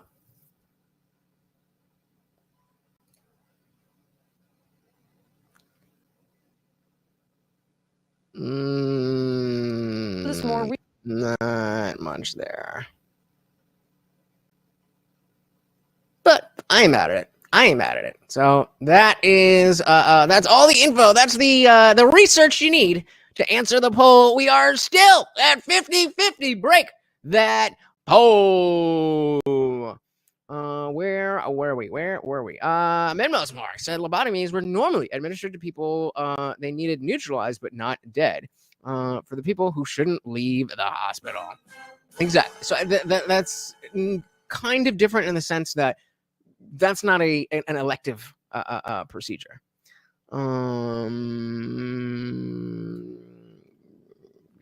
Well, wait. Oh, yeah, better muscly than fatty, but I mean, little cushion for pushing ain't nothing to scoff at. Guanzek said a person choosing lobotomy is just choosing to be a major strain on the system. True, but again, who are you or the government to tell them that they can't do that? King's like, I'm not picking you up, but she's very cute. Good for her. There we go. She does got some moves. There you go. There you go. And do you think if somebody, an adult, feels like they should be blind, they should be allowed to blind themselves and live off disability? No, but they should be able to blind themselves. They should absolutely be able to blind themselves. Why am I not surprised? No, because a disability is for people who were blinded. You don't get to choose the disability if you're trying to. That's for people that a thing happened to them. But absolutely, they should be allowed to blind themselves. Who the fuck am I? Who the fuck are you? Who the fuck is the U.S. government to tell you what you can and cannot put in your eye? This is up. All these other countries are looking at the data and saying, well, hold on, let's put the pause on this. Let's explore this more, research more. Okay. This is am I a butt guy or a boob guy? When I was younger, I was definitely a boob guy. Then as I got a little older and the styles changed, a fat ass was like necessary. Because here's the thing. But as you get older, then you realize bigger titties just mean more sagging. So shape of titty is much more important. Whereas size of ass really matters. So if you can, actually, I would say, so I'd say both. So if you have a small ass, but it's a nice little peach, and you got some regular perky, but nothing. I'd much rather that than having all up here and then you take it off and it's fucking sags down to your knees. So at this, as I've gotten older, I did start as a boob man. Then I was focused more on the ass. But now, because, after 30, these ladies, it might look like this. But like I said, once you get it out there, I have to stay with boobs for now. Am said Anna has flat pancakes, but she's prettier. I agree. And see, like with her, based on that one video, she didn't seem like she had a nice shape. It wasn't impressive in any respect. So like I can do small. It's shape that matters. No, a doctor should not be able to blind them. Mimos Mark said if you elect to disable yourself, you don't get to reap the benefits of being disabled. Yeah. Even then, are they really benefits? Well, technically, yes. You're goddamn right. There are definitely benefits, but I think the no, a doctor should not be able to do it. No, you should not be able to collect unemployment, but you absolutely should be able to blind yourself if you want. Excuse me. Gonzag said, if there wasn't a social buy-in, then what do you want? But there is, and the government will constantly add to what we need to cover. Equity just works that way these days. True. All these other countries are looking at the data and saying, well, hold on, let's put the pause on this. Let's explore this more, research more. We go deeper to remove any age limitation. Why are we incapable of recalibrating certain issues? Right. I agree. No, like any money that you're receiving should not change based on your decision to blind yourself. That does not mean it should be illegal to blind yourself. That also doesn't mean that it should be okay for a doctor to blind you. That is my position. Become woven into the fabric of a political party. And I think in the view of a lot of well-meaning people, they feel they're doing the right thing. They feel that they are being more accepting of a group of people who That's the propaganda. have suffered a lot in this country, right? Have been brutalized in the shadows in this country. Right. So I think it's important to remember that it does actually come from a good place, but just because it's coming from a good place doesn't necessarily mean it's the right option or the right way to move forward. Bingo. So, Carl said, I would agree that these people have the right to sex changes as long as there's no doctor involved and they do it themselves. That's not what I said. I said with you were asking specifically with blinding, and I don't think that if we either we have the documentation that gender dysphoria is a real thing, as rare as it may be, and then if we actually go through the steps of addressing the symptoms that lead the person to believe that they are in the wrong body, then I don't have an issue with doctors doing that. That's fine if you do have an issue. I'm just letting you know that I have a different opinion than you. Funkmaster says, seriously, King, of course the doctor can blind him as long as his insurance covers the procedure. It's coming from a good place doesn't necessarily mean it's the right option. And you know what? You bring up a good point, because I do understand that, you know, what Carl's getting to is that the normalization eventually then creates the ability or creates the platform for the argument. Well, you know, if doctors are doing it, why wouldn't it be covered by insurance and so on and so forth? I don't think that's a good argument, though. I think that doing things the way they should be done, even if they're confusing and complicated and nuanced, if it's the right way to do things, it's the right way to do things.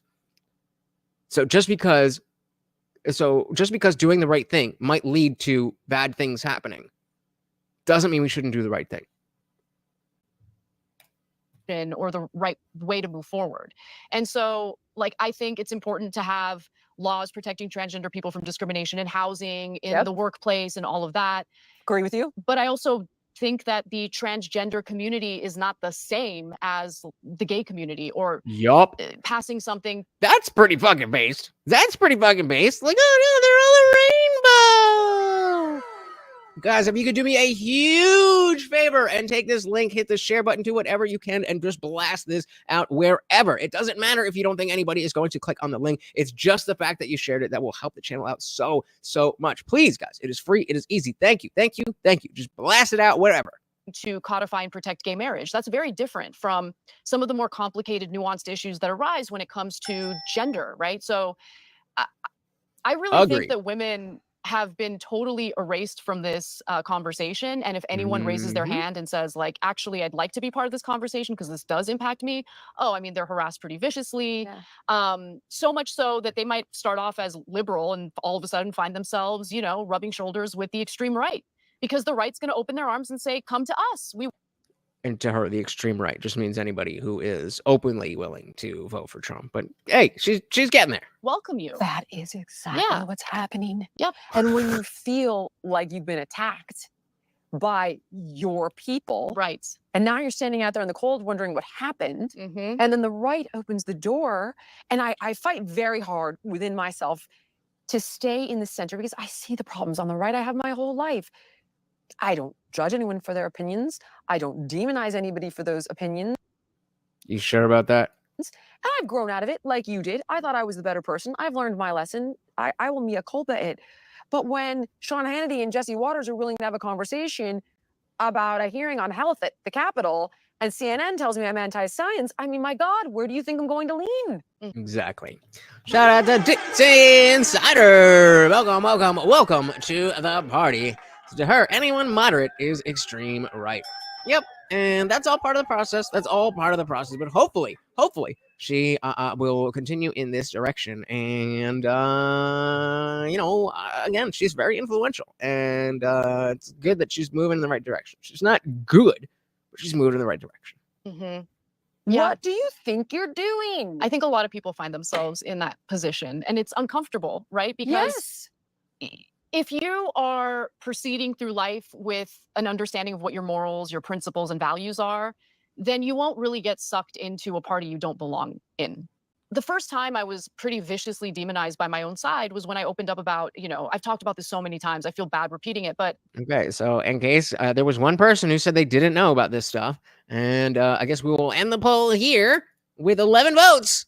By one vote, Anna Kasparian is the hotter bitch on the panel. I just call you bitches because I don't know your names individually. Of course I do. Dilly to Anna Kasparian. pretty viciously demonized by my own side was when I opened up about, I've talked about this so many times, I feel bad repeating it, but it was really that big moment for me, right? Yeah, mine was the you're a fat shamer because I said I didn't want Lizzo to die of diabetes. I was like, wait, when did we start celebrating? And now she's getting healthy. Like now she's working out. I watched them attack her, by the way. Yeah. I'm just waiting for it to start. Or say she's on Ozempic. I saw that happen. Oh, She's I like, saw I'm that not too. on Ozempic. I was like, can we just... No, I'm No. proud of her. She wants. Same. We should celebrate people wanting to better themselves and better their lives. Bingo. Instead, there's like this effort. Including Anna Kasparian. Should celebrate people wanting to better themselves and better their lives. Instead, there's like this effort to like basically tell people you're fine the way you are. You don't need to change a thing, even if that thing is like slowly killing you. Like it just doesn't make any sense. It's the empathy you talked about. Yeah. And Gad Saad, did you ever read The Parasitic Mind? Mm-mm. Oh my God, Anna, you must read it. Gad Saad calls it suicidal empathy, and it's dysregulated empathy. But I interrupted you. Tell me That's about exactly what you're talking about here, Punk. This, what'd she say? Weaponized or calls it suicidal empathy. Empathy. Yeah, I don't want to say that anymore. I need to, but yeah, definitely this wild acceptance, just unfettered acceptance of everything and anything. Clearly has not led us in the right direction. Now, of course, I think that accepting people who are not, on the straight and narrow and living exactly the way that you want to live them, of course, we need to have the grace to accept people who are different. Depends on how different. It depends on why they're different. Not just different is good. Anna is Miss Indian Jesus now in the beauty contest. Get her a sash.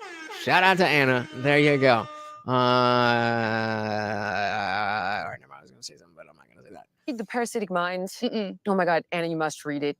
Gad Saad calls it suicidal empathy, and it's dysregulated empathy. But I interrupted you. Tell me about your moment of when they went after you the first time. Yeah, so it was so weird because it was unexpected, like super unexpected. I in 2022, it was around March. I was walking my dog. It was So 2.5 years. not quite dark yet, but the sun was setting. As I'm walking my dog, I see these two guys that were just kind of like moving around weirdly. They seemed kind of manic, and their clothes were tattered. So I knew that they were probably homeless, and I also knew that they're probably on something just based on like the twitchy way they were acting. But living in LA, I mean, there's homeless people everywhere, right? So I've never had problems. I didn't think anything of it. But as I was bending down to pick up my dog's mess, one of the guys like grabs me by my hips, and he had an erection. Oh God. And just starts like humping me. And I didn't know what to do. Like I was terrified. I didn't have a weapon on me. Yep. Like I had no way of defending myself. I didn't know how far it was going to go because it's two guys. I'm by myself with my little dog. It was one of the most terrifying things ever because I'm pretty good at defending myself. In that moment, I just knew there was no option. No way. Yeah. Ain't nothing you can do. So as I said, Anna looks like a not Asian Lucy Liu. I'm gonna have to do a comparison. You know what? We're gonna see if somebody has already done a comparison. Anna Kasparian, Lucy. How are you, right?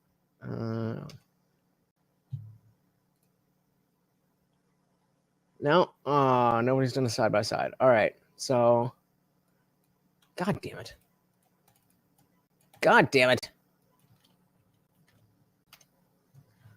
So we got, let's do, she looks a little extra Asian in this one.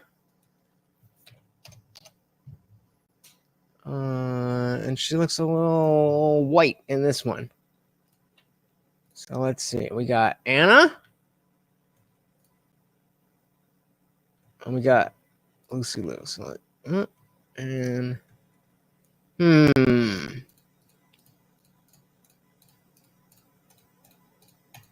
I see it. I mean, it's not spot on, but I see it. Good call. Good call. They definitely should bring a bag of public vlogging. Comtech said Jesus sent that homeless pervert to change the course of history. What? Huh? You guys are doing your own thing tonight. I'm pretty good at defending myself. In that moment, I just knew there were She lives in California. She lives in like LA or whatever, one of these god awful cities. So yeah, most terrifying things ever because I'm pretty good at defending myself. In that moment, I just knew there was no option. No way. Yeah. Yeah. And luckily, he stopped, and they just laughed at me and walked away as they were laughing at me. And so there was the fear, and then the humiliation, and weirdly shame. Like I felt ashamed for some reason. And this is my fucking pet peeve. This is my fucking pet peeve. Did he say they are spitting image? He said they look similar. Someone will do that. I'd be like, oh yeah, they look kind of similar. Well, no, their nose is different. Shut up! it was awful. And it was really taking a toll on my mental health because I have to walk my dog, right? So at least 2 or 3 times a day, I'm going outside kind of scared. And so I opened up about this on the show. And of course, again, living in LA, you can't have a gun. Not really thinking much of it. And before I know it, I'm starting to get these messages, and it's like really, really harsh stuff. And it's about how you are painting a picture of the homeless community. You know, how could you be like this? You know, these are your unhoused neighbors and they need help. A few people accused me of being racist when I had never disclosed the race of the individuals who did this to me. And in fact, they were white. And so like when they started accusing me of being racist, I'm like, wait a minute. Why are you assuming that the people who did this? Of course. Yeah, like I think it's because they're racist. All of the rhetoric that you've been using all along, Anna, has made them racist. You might have a problem here. Exactly. Yeah. And that woke me up. I was wondering when you were going to say something. I was waiting for it. I was waiting for it. Well, they said Anna is good at defending herself with what? She doesn't train and can't own a gun. She must have just nagged them to get... Oh, come on. She was a victim. Let's not victim blame. Oh, that's pretty funny, though. That's pretty funny. It woke me up because I'm like, oh my God. They eat their own, mama. Some of the people. They eat their own on the extreme left. And some of the people that I've associated myself because I thought. Well, see, the difference is that her incident was, the opposite of convenience. If it was some, I don't even know, but Mama, some of the people they eat their own on the extreme left. And some of the people that I've associated myself because I thought these are the good people. Yep. These are the ones who don't treat others differently based on their skin colors. No, they definitely have stereotypes in their head. Yep. And are totally blind to the fact that they have those stereotypes and in fact go around accusing others of being bad actors when they themselves need to do the work. So I will say that so far in her opening, when she was talking about, the rhetoric and, tribalism and, I'm definitely guilty and we'll get into that. We're almost halfway through her discussion and I haven't heard anything that she has taken credit for. She's complaining about a lot of this, but you caused a lot of this, Anna. You caused a lot of this directly. So let's hear that mea culpa. I'm just, you said it was coming. I'm just saying, let's hear it. Let's hear it.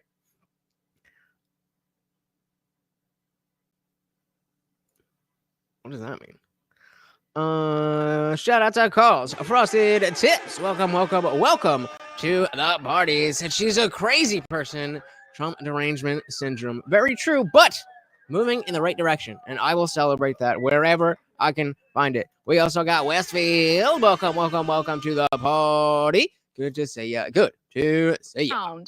Accusing others of being bad actors when they themselves need to do the work. You know, this phrase they like to say a lot, do the work and ask yourself, why did you have that stereotype in your head? Oh my gosh, did you see, you said you watched a little bit of the interview I did with Matt. Did you see the video where the guy's going around saying, or again, we're far from perfect. We're far from perfect on this podcast, and we're not looking for that. We're looking for anything we can get.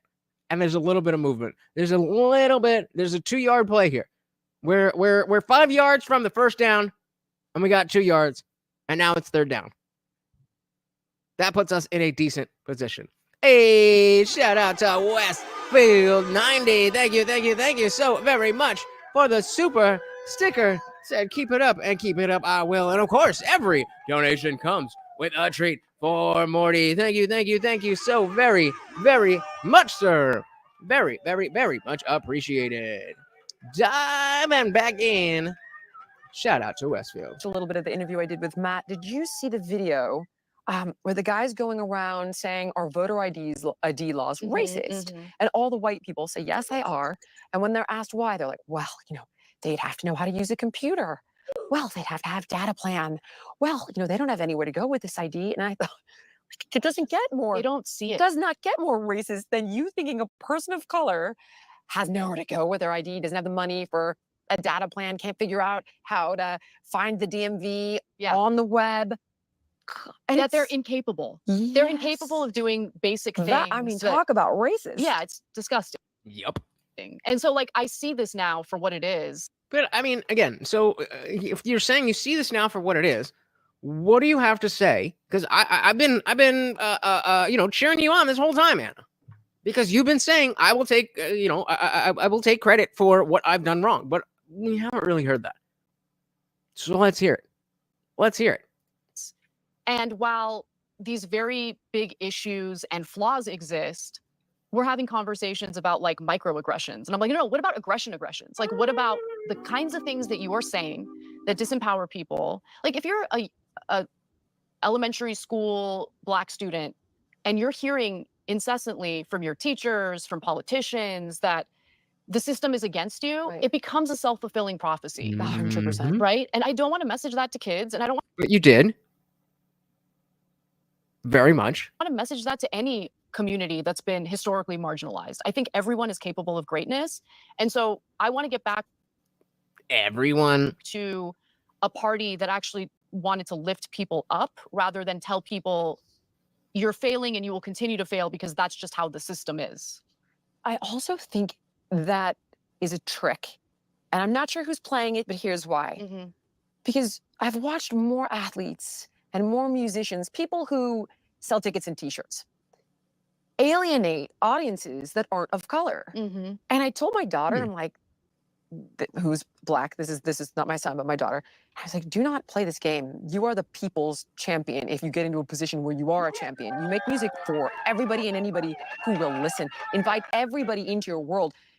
I'm sorry, but Black America is 13% of the population. What about the other 87% of the money? Just the success piece that you're leaving on the table. Yup.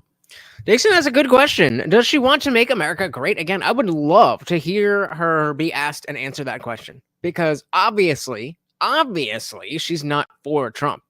But I'd be curious to see how she would answer it. All right? It'd be interesting. We worship Serena Williams in our house. She's not a Black kids champion. She's our champion. Yeah, 100%. She's our athlete. That's how I feel. That's how I felt when I was watching the Olympics and I saw the U.S., gymnastics team totally kick ass. And these are Black women kicking ass. And I didn't look at them as Black women. I saw them as Americans. They're our champions. Yes, I felt proud Me too. of our American identity. And that's the thing. Hey, the American identity. Let's hear that one more time. Our champions. Yes, I felt proud Me too. of our American identity. And that's the thing. Hell yeah. That's what the fuck I've been talking about. These ideas of capitalism, these ideas of family and tradition and ritual and merit and grace and all of these things that make America America. That is what we need to focus on, not these fucking leftist ideas that are coming out of wherever, and not the Bible. If you use the Bible to get to the American identity, great. But it's the American identity that matters. And I could be totally wrong about. Hey, shout out to Giggling Spy. Welcome to the party. Good to see ya. Good to see ya. This because I was young, and we tend to romanticize our childhoods and everything. But I grew up in the 90s, and I just feel like I said shit. Me too. I don't know. I just feel like we weren't as obsessed with dividing ourselves into these little groups based on our skin color or our gender identity, or yeah, it's called identity politics, and we've been saying for the last 15 years that it's not good, and you've been pushing it. So let's get to the part where you take ownership of that. It's great. It's great that you're realizing that you've been pushing the bullshit, and that what you've been pushing is in fact bullshit. But we're 45 minutes in. We're 45 minutes in, sweetie. Let's get some accountability. There was some, a modicum of seeing everyone as Americans. We tried to get, my generation was the love is love generation. Our whole thing was do away with the labels. Yep. And now people are outraged if you get their label wrong. And you just start to think, am I a dinosaur? Yeah, I know. And again, I would not expect that to happen. And I don't think she is resigning from the left at all. I don't think that is what she is doing. But I would like to see it. I surely would like to see it. I feel that all the time now, right? I don't think that pursuing. Okay, so color blindness, I don't think is the right way of describing what color blindness was attempting to do, because race exists, obviously, and it's very visible, and it is what it is. It's not like you're erasing race. You literally can't do that. However, that whole project was about seeing the humanity in everyone before seeing anything else. Been saying that for quite a while, that the 90s colorblindness was not the end of race relations improving, but it was the peak, given where we are now. That was the best race relations were because people need to be able to first see everybody as a person before we can get into, what they're saying about my lived experience and my cultural whatever. First is colorblindness. First, see everybody as people. See everybody as Americans. Then we can get into how your life has been different because you're black, or because you're a woman, or because you're gay, or because whatever. And some people are going to care more or less about that. But we need to be able to see each other as people. And I think she's spot on here, that it wasn't about that being the end goal. It was about starting there. And if we can get back to where we were and make America great again, then we can continue from that spot and continue to improve race relations. And I want people to have that kind of mindset. And I think that the way that we talk about identity in this country today hyper fixates on everything that makes us different from other groups. And ironically, I think leads to more bubbles and more segregation in some ways. Completely. Right. And you mean like the Michigan State black only, I think was it them that did the black only dorms, or was it Michigan that did the black only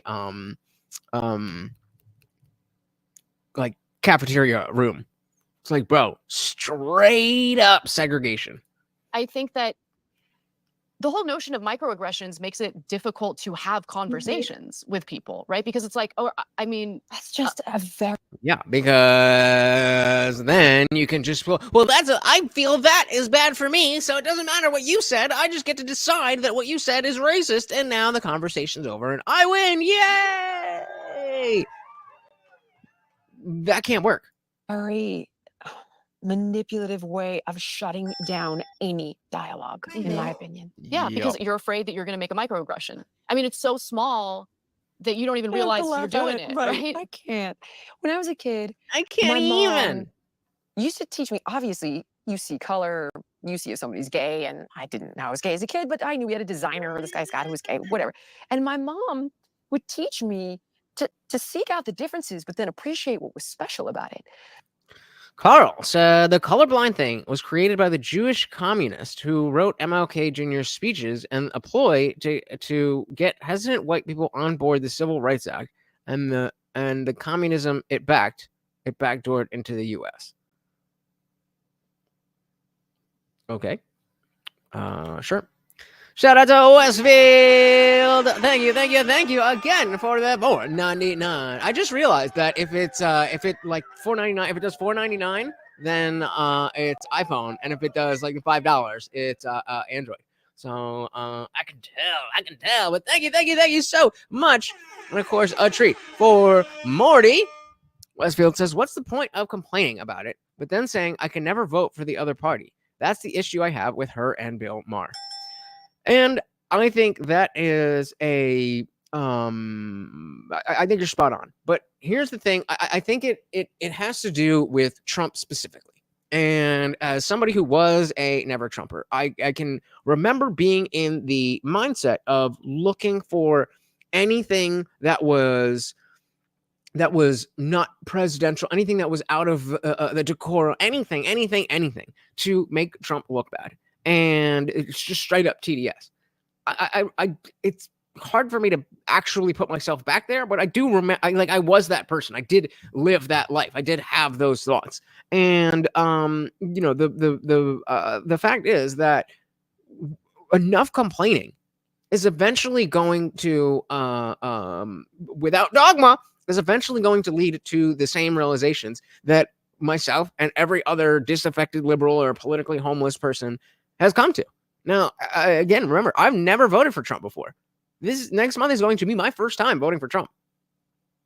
And it took a lot. It took a lot for me to go from believing that he was going to end the world, believing all the propaganda from people like her, and then going the other way. And again, I don't have as much to lose by changing my opinion. She has this whole entity, this whole structure that is dependent on her hating Trump. And so for her to come out and not say, Trump is good, but these ideas are not necessarily racist and xenophobic and trans and whatever, is a huge step in the right direction. But thank you for the $4.99. Morty definitely appreciates it as much as I do. Thank you. Would teach me to seek out the differences, but then appreciate what was special about it. So she would say, if there are couples that are gay, they might be adopting babies that need good homes. And we were in a religious household, but my mom would say, maybe that's why nature has more gay people. Because as a child, I'm like, ooh, that's weird. Or if a person was Black, she's like, I want you to think of humanity as one big team of superheroes with special powers. Then Black people can better tolerate the sun. And people who live in the Andes, they can exist with less oxygen. She would teach me all these cool things about superfoods from different cultures and all these things that our bodies had adapted to do differently in different parts of the world. And I always saw it as, that's so cool. Yeah. Our differences. Hell yeah. And together, Yes. we make a whole. And so it wasn't about I'm gay or I'm this or I'm that. I saw the differences, but the label did exactly what you're talking about. It felt divisive. Yeah. Always. Right. And it's that's where the switch came in, because the Republican Party, as far as I understood, it was very much about being an upstanding Christian conservative. This way, you have to live this way. And then when the left wing took over pop culture and then got too big for its britches and started pushing all this bullshit that made so many of us politically homeless, then what the fuck a whole. And so it wasn't about I'm gay, right? Oh yeah. So that this idea of color blindness, again, it was just to articulate and help people understand, we want to just see each other as all on the same team, even if we're different. And that message got perverted very, very badly. I'm this or I'm that. I saw the differences, but the label did exactly what you're talking about. It felt divisive. Yeah. Always. I mean, it depends on how you react or how you treat that label, right? If that is front loaded into every conversation and that's what you are kind of like forced to hyperfixate on when you're having a conversation with someone or a group of people, well, then you're just hyper focused on how different you are from each other rather than all of these things that we have in common with one another. I just think growing up in a diverse place like Los Angeles was freaking awesome. Like I would have hated growing up in a place that was, more homogenous, all white, whatever. Like I just, Even the food. We are different people. We speak different languages. Huh? We have different faces, but inside we are same, but different. Shout out to the Plunge Cast. Welcome to the party. Very good to see you. You caught us in a little bit of a detour. Let's finish that up. But still same. Oh, thank you. Konnichiwa. Welcome to the party, Plunge Cast. Good to see you. All right, what the fuck are we talking about? More homogenous, all white, whatever. Like I just, Even the food, the fashion, the culture, the experiences. Yeah. Yes. I think one of the best things about LA is how diverse it is, right? I would Totally never agree. want to change that. So Plungecast said just on the colorblindness, CEO, creative controller of WWE Wrestling was accused of being racist. Who hasn't? I forgot the Konnichiwa. Yeah. Yep. The Republican Party is still that. We're just unwanted and necessary guests for now. Yeah, I agree with you. For now. But if I have anything to do about it, and a lot of other people in that are fighting for the same types of things, shout out to Atheists for Liberty, shout out to people like Thomas Sheedy, shout out to Colin Wright and others doing good work. We gonna take over. We have better ideas, and that's it. Better ideas will win as long as we can articulate them. Is yes. I think one of the best things about LA is how diverse it is, right? I would never want to change that.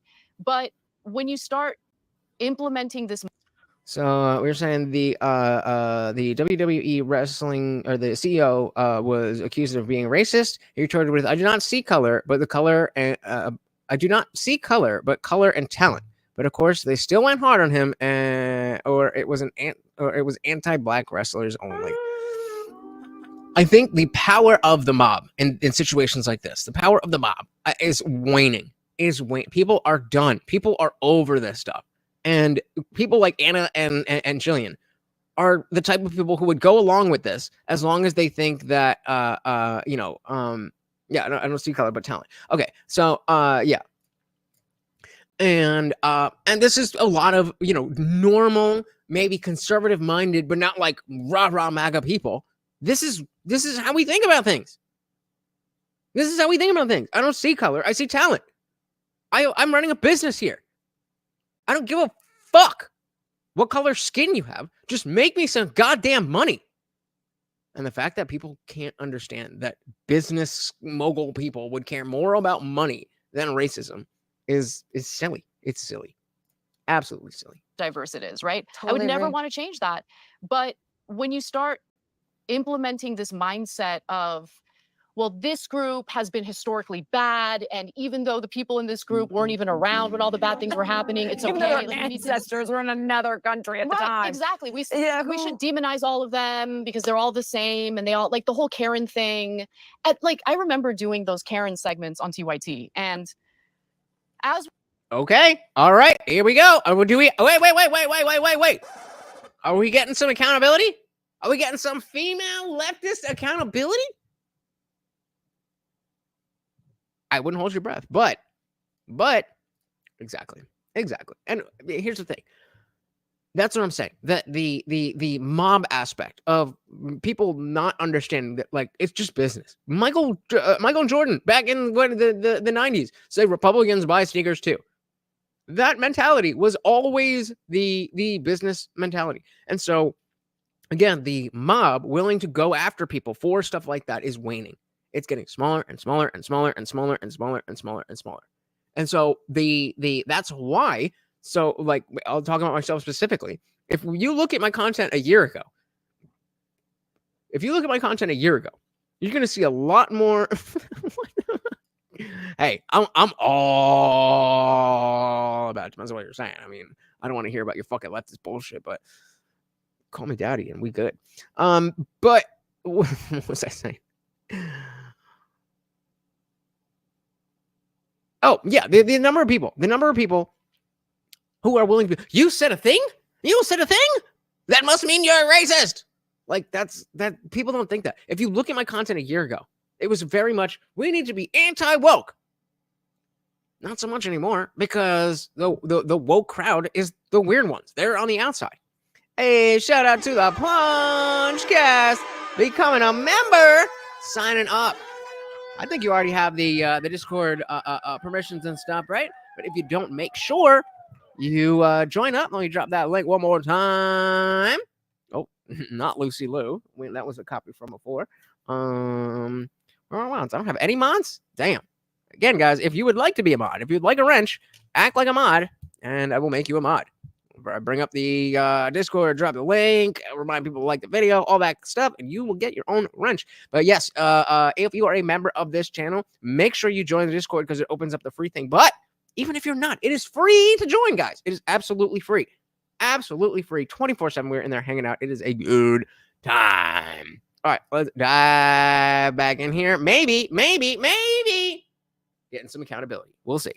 I remember doing those Karen segments on TYT, and as we were doing them, it just felt gross, but I wasn't quite understanding why I felt what I was feeling. I wasn't confident enough in speaking out and saying like, oh, these are like private citizens. And yeah, there's video of them behaving poorly, but they're still private citizens. And I don't know like what we're accomplishing by ruining their lives, right? Yeah. But we were doing those segments, and finally I just kind of talked to my, the founder of TYT, my co-host Cenk Uygur, and I was just like, I don't like these segments. I think it's wrong to like target regular people. People make mistakes, and we don't even have the full context of these stories. We don't know what happened before the video started rolling. We don't know a lot, and we're just like demonizing these people. So we stopped covering those stories, and finally I felt comfortable enough to like do this lengthy segment about the whole Karen thing. And I used a news story to kind of open up that discussion. And the news story had to do with the DEI trainer at Uber. Did you see this story? No. Oh, it's amazing. It's tell me everything. Oh, Jesus. So Uber had a Have you guys heard about this? Put one in the chat if you are not familiar with the Uber DEI situation. DEI trainer. She was Asian, but she sounded I mean, she pretty much explains it, but pretty awesome because she realized like everyone in the workplace should feel comfortable and welcome and all that. And so there were white employees who felt like they were being demonized. They were being called Karens, by other employees. And so they went to the DI trainer and hey, shout out to M169. Welcome to the party. Wow, I thought this was a lot more well known. But damn, okay, all right. Hey, we also got Water Ice in the building. Welcome to the party. All right, we will let me back this up so you can get it in full. Uber, DEI, and Karens. And so there were white employees who felt like they were being demonized. They were being called Karens, by other employees. And so they went to the DEI trainer, and DEI trainer is like, you know what? Let's have a conversation. Like, let's have a meeting, and we're going to talk about how, the white female employees are feeling. Hey, we also got Ed's Funhouse in the building. I love the lurkers. Say hello when you drop in, people. Hello. So we've heard that white female employees don't like being called Karen. Type in the chat. See if you can guess where this story is going before she finishes it. Because you know. Whatever you're thinking, you're probably right. Let's have a conversation. Like, let's have a meeting, and we're going to talk about how, the white female employees are feeling. And it led to an insane backlash. She ends up getting fired for even daring to want to have a conversation about how the white employees are feeling. She got fired for doing her job. A very stupid job, but that's her job. And the other employees who had a problem with the white employees feeling uncomfortable said that they want to feel free to use phrases like Karen or whatever. And it's like, we're supposed to try to have a comfortable working environment for everybody. You guys want to create a hostile work environment. Like calling your colleagues Karens is not conducive to a productive work environment. Let's just. And I agree with you, but we can't say don't act like a ninja if you don't want to be called a ninja, and then be like, well, that's obviously not. If that was the standard, then hey, keep it a buck across the board. But you can't treat white people differently because of the fact that they're white. If there's a word that they don't like, and other races and groups of people get to say, I don't like this word, so nobody can use it, then why are just white people not allowed to do that? That's exactly the point, that DEI is dumb, because it's not actually about what they say it's about. It's about power. It's about putting down white people and grabbing for power. Calling your colleagues Karens is not conducive to a productive work environment. Let's just put it that way. So like that story really like made me feel confident in finally coming out and talking about how I felt. And that's not to say that like racism doesn't exist. Of course it exists. Of course there are white women who do terrible racist things. But there was this, when you have a hammer, everything looks like a nail. And it was just like perpetuating this narrative to make it seem like all white women are like this. And I say this to black people and about black people all the time, that there is an obsession within the black community about race and racism and all that stuff. And I will say it, I've said it before and I will say it again. I think the biggest detriment to black Americans is this idea of the black community, that we all got to stick together, that I'm not an individual who's capable of my own shit. I'm only as good as the worst of this group of people who also have the same skin color as me, who are not related to me. It's just because they have the same. It doesn't make sense. It at least in 2024, it doesn't make sense. It's detrimental to the development of each individual, and it's the same thing as No Child Left Behind, but for black people.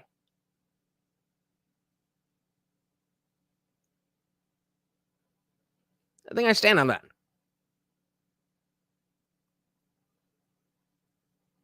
Yeah. And Right. it's just not the case. And if we're not okay with making generalizations about any group, any marginalized group, maybe we shouldn't make generalizations about white people as well, you know? Because look, even if you see white people as the ones with all the power, right? They're not the oppressed, okay? They're the oppressors. That's the kind of rhetoric the you'll hear. country do not feel that way. Right. And they really don't appreciate it. Right. That's the part where they're like, what power? I'm in debt up to my eyeballs. Right. I'm working 24/7. Yeah. And it's so my point is, by engaging in that behavior, But people who are also the same gender as you are in power.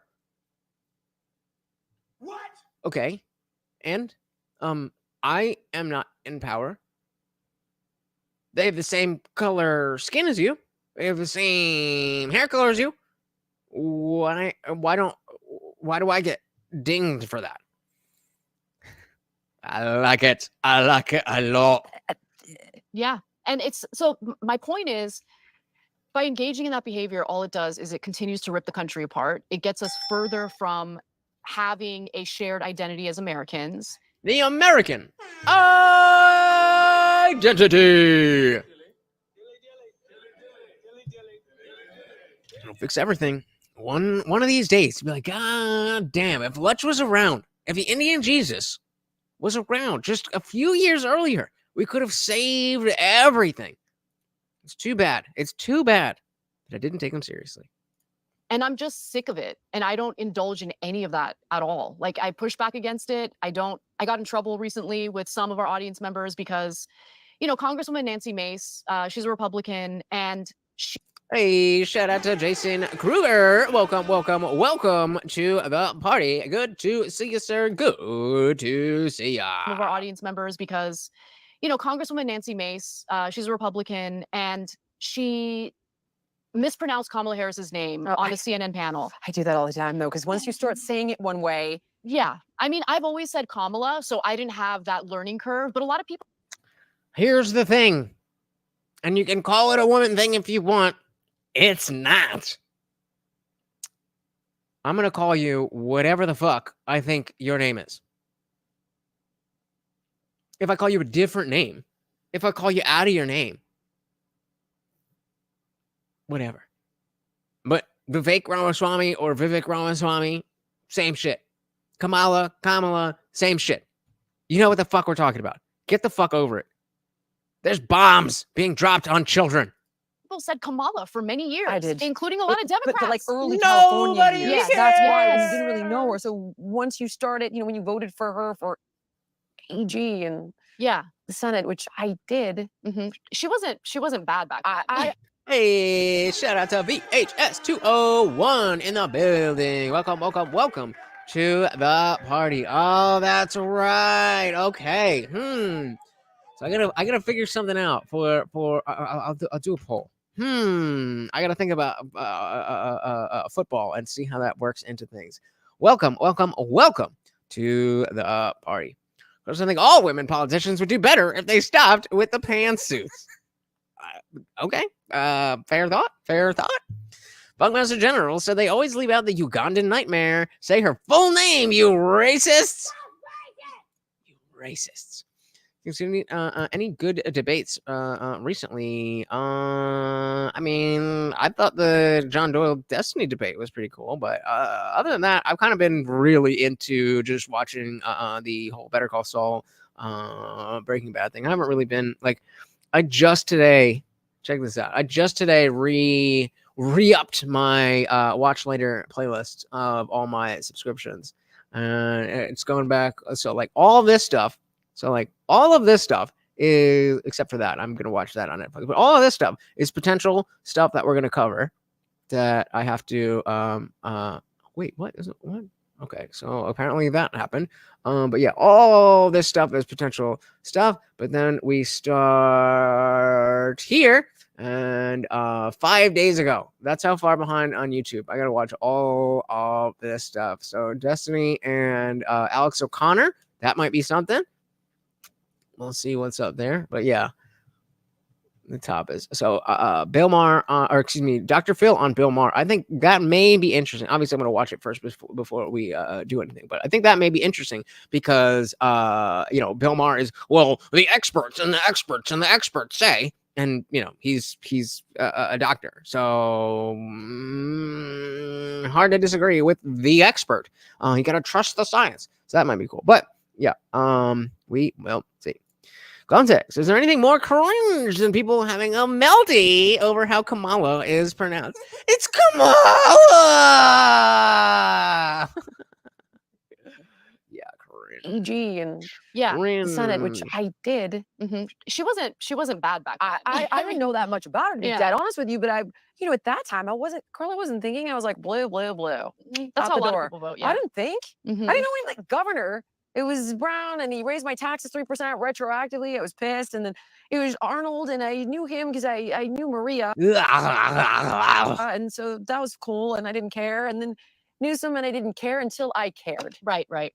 Didn't care until I cared. They're so good at making you not think that you have to care until you're like, oh, I should have been caring about this. Until everything went to hell in a handbasket, and now you pull your head out of the sand and you're wondering how it happened. So I've made that mistake. I still make that mistake with her name. Yeah, and it doesn't automatically mean that you're racist. And the thing is, so in that panel discussion, so she starts off by saying Kamala, and then she thinks she's correcting herself and says Kamala, because she forgot which one was the right one, because she's actually trying to say the right one. But then and that's why I won't try. That's why I won't try, because in trying, I'm going to get it mixed up. So if I just say it and I don't like, if you know what again, we go back to the purpose of words. Look at that. Look at that still. Spit on it. Sorry. I don't even remember what I was saying. If you know what the fuck I'm talking about, then you know what the fuck I'm talking about. There's no need to, there's so much semantic obfuscation where you might say something and I legitimately don't know what the fuck you are saying. That if you understand the words that are coming out of my mouth, then just take it. Just take it. Yep. Yep. You could look at my Facebook, and there was definitely a good period of months where I did not spell it any other way than Drumpf. If you know, you know. I was one of them.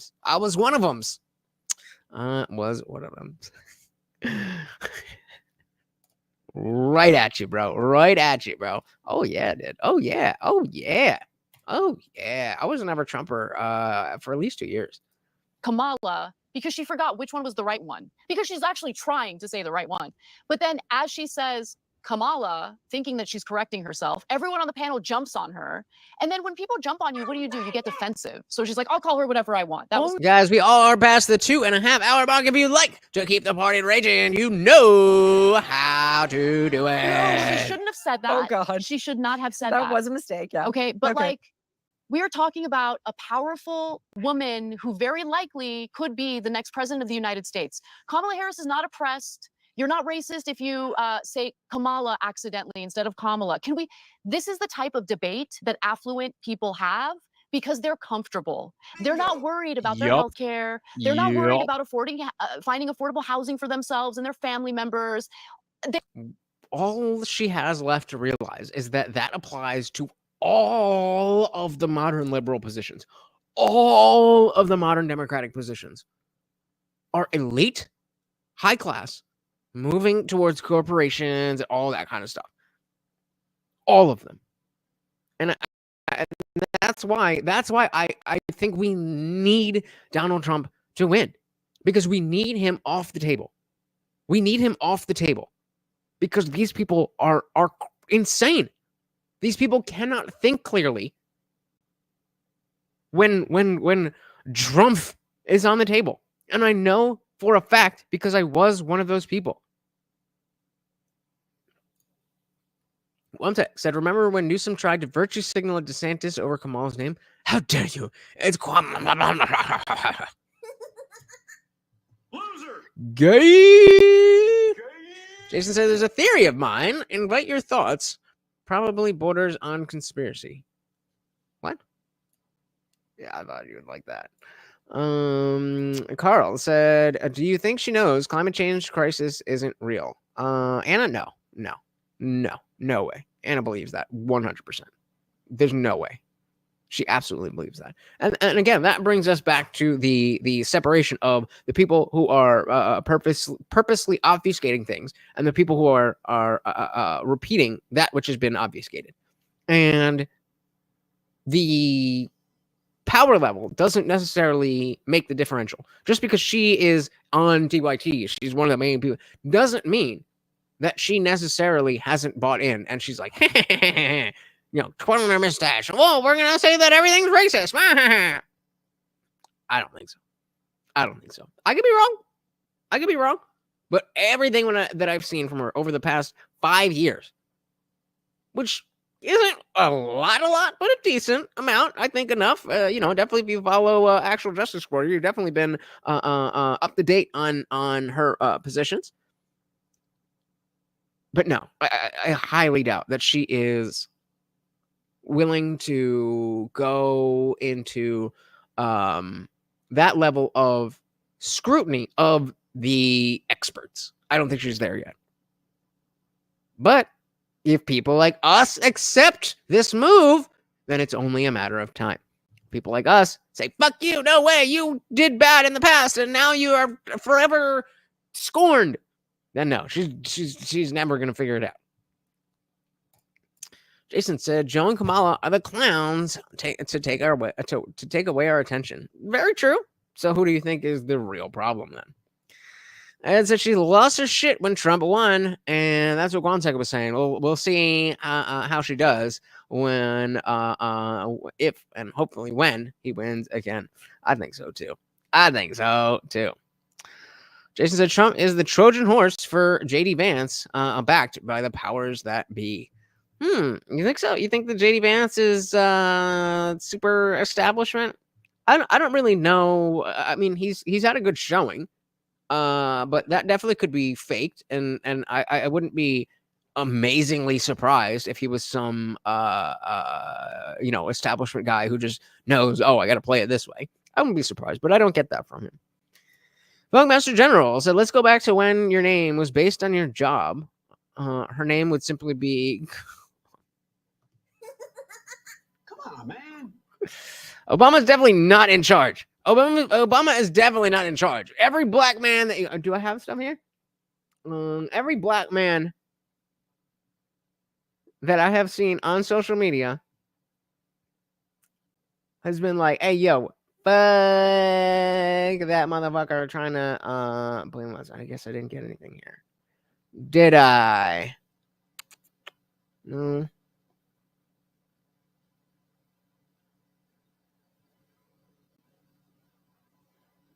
Has anybody not seen the Men for Kamala ad while I'm scrolling through stuff that I have right here? Yeah, I don't see it. I wouldn't be surprised. But we will see. They're not worried about finding affordable. Again, put them in the chat if you have not seen the Men for the most recent Men for Kamala. Housing for themselves and their family members. They have the luxury of debating the proper pronunciation of a powerful woman's name. And I'm sick of it. I am so sick of it. Hold on. I got it.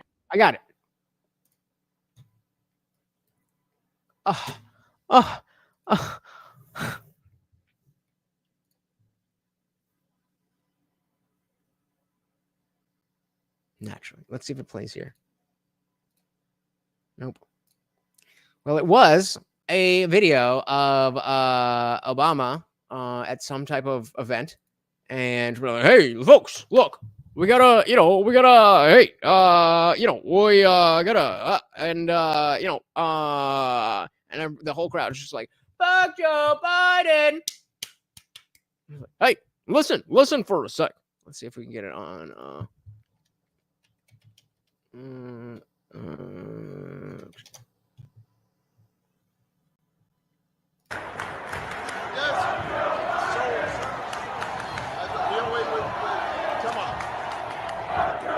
But this is what I mean. This is what I mean. I mean, we're having a conversation. Are we though? Fuck Joe Biden. Hold on a minute. Fuck Joe Biden.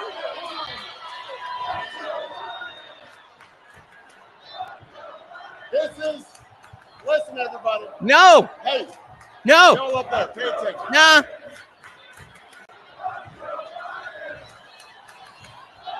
Here's what happens. Listen.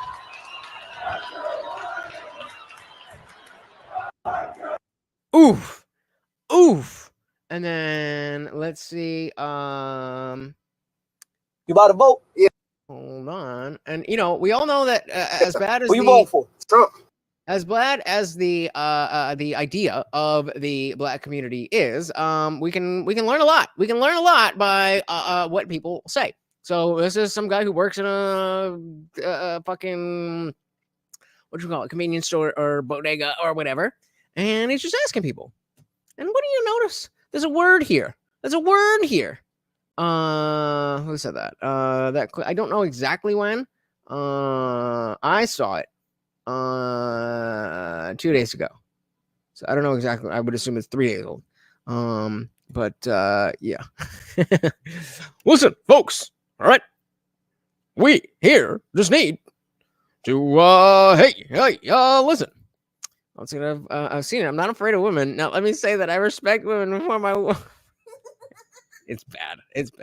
But yeah, so notice the word we. The word we. You about to vote? Yeah. Who you voting for? Trump. Come on, bro. Harris does backwards, bro. What? Harris. Man, we not. Who? Backwards, bro. What? Harris. Man, we not voting for that, man. We voting for we are not voting for that. For Trump, man. And who you voting for? Trump or Kamala? Man, Trump. We ain't that Indian. We ain't fucking with that Indian ass, man. Yeah, why? We, the Black community, have collectively decided, which I still think is a stupid idea, but hey, if it's gonna work in our direction this time, whatever. Because she them immigrants. I'm Black. So why you ride with Trump so much? Them Venezuelans taking all our bread. Hey, Trump or Kamala? Shit, Trump, to be honest. Why Trump though? He used to keep immigrants out, so we was able for us to get jobs. It's hard for us to get jobs now, shit, because immigrants taking over. They do it better than us though, but they taking our. Man. All right, so this election around, you voting for Trump? Hell yeah, fuck Camilla, fuck. I ain't even gonna lie. I'm not for her. Venezuelans, for them. That's over with. I don't with her. Like, what would make you want to vote for Kamala? I ain't gonna lie. We was the last two people on earth. Still wouldn't do that shit. Damn, bro, great. It's like that. Yeah, it's like that. It's like that. It's like that.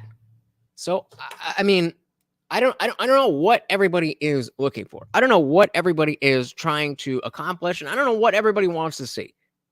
But I know that I want to see people be more open about the fact that being against the Democrats, being against leftism, being against all of this is not some taboo position. Hey, shout out to Texas, Bjorn Braun. Welcome to the party. And it's too easy to just buy in, like they've been talking about. It's too easy to buy into just propaganda of this, that, whatever. But if you're watching this, you're probably a little bit further above than the average person who just watches TV or watches clips on TikTok or whatever. You probably know a little bit more. You probably know a little bit better. But you have to understand that you know a little bit better. Just because you know a little bit better doesn't mean everybody does. And so when we see people who are stuck in a mindset, that's a bad mindset, and they start to come out of that mindset, even if they don't start donning a MAGA hat, that doesn't mean it's bad. And it absolutely means it's good.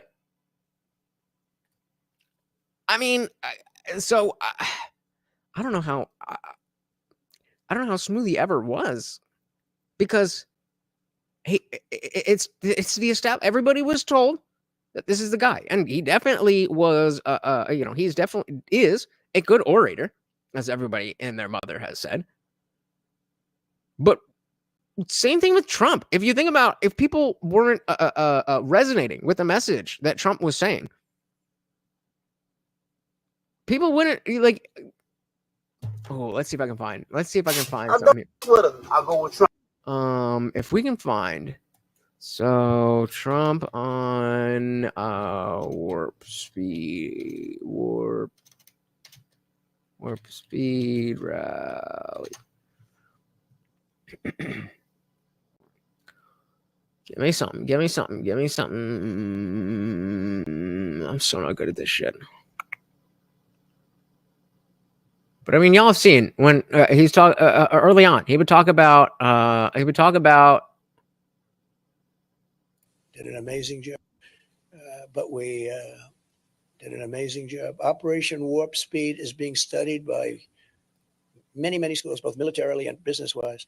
Operation Warp Speed, even my greatest enemies, they say, what a job that was. That was a job like nobody else. All right, well, I guess this is not really. But yeah, early on, when people were saying, like, we don't like this. We don't like this.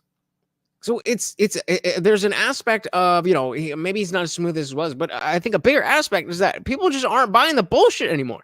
Hey, shout out to Texas. Beyond wrong. Thank you so very, very much. How is Morty doing? He's doing his, and of course, every donation comes with a treat for my co-host, Morty. Thank you. Yeah, he's doing well. His medicine is not cheap. But we got him on the meds, and hopefully I'm going back. Actually, on election day, I have to bring him in, so I have to figure out what the voting situation is. Because I definitely got to vote for Trump. At least once.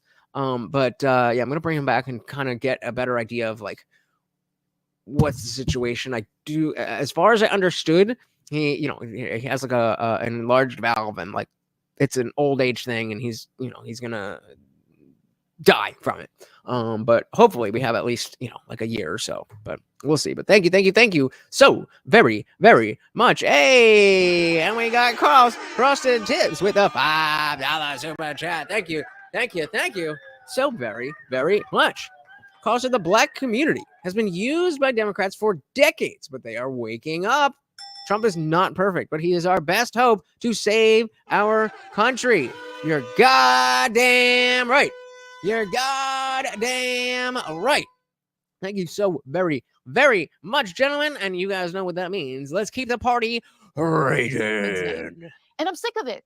I am so sick of it. You're spot on. I often reference, I'll say these people don't have real problems. So I'll hear stories about people who flip out about nothing, and it could be my dermatologist or whatever. Who cares? But I'm like, well, this is an individual that doesn't have real problems. And I think as a human being, we're so used to having these survival threats that if you don't have a real problem to focus on, you've got to make a problem that is something. Yes, that is the human Like mind. your gender. It's so true. It's so true. And it turns into that shit. And Yep. like, we have a contractor who's great. And I called him Flavius. And his name's Flavius. I can't believe you did that. Wow. Because, Mom, it still happens. I'm like, hey, Flav, hi, Flav. He's like, it's okay, Jill. I'm like, it's Flavor, He's whiter than white. I mean, what if I called you Anna, Oh, that happens all the time. Jillian? Yeah. Like, it's not, it's just, and you can call it inconsiderate, but it isn't racist. Yeah. I mean, come on, my God. I just think we have way bigger fish to fry. Right. And by Then microaggressions? going No. after Nancy Mace. By the way, Nancy Mace is a politician who has all sorts of views that I disagree with. Like, I'm not defending her because she's the homie and we King, this one is specifically to piss you off. Okay? Actually, I'm gonna stop the whole show just to piss you off.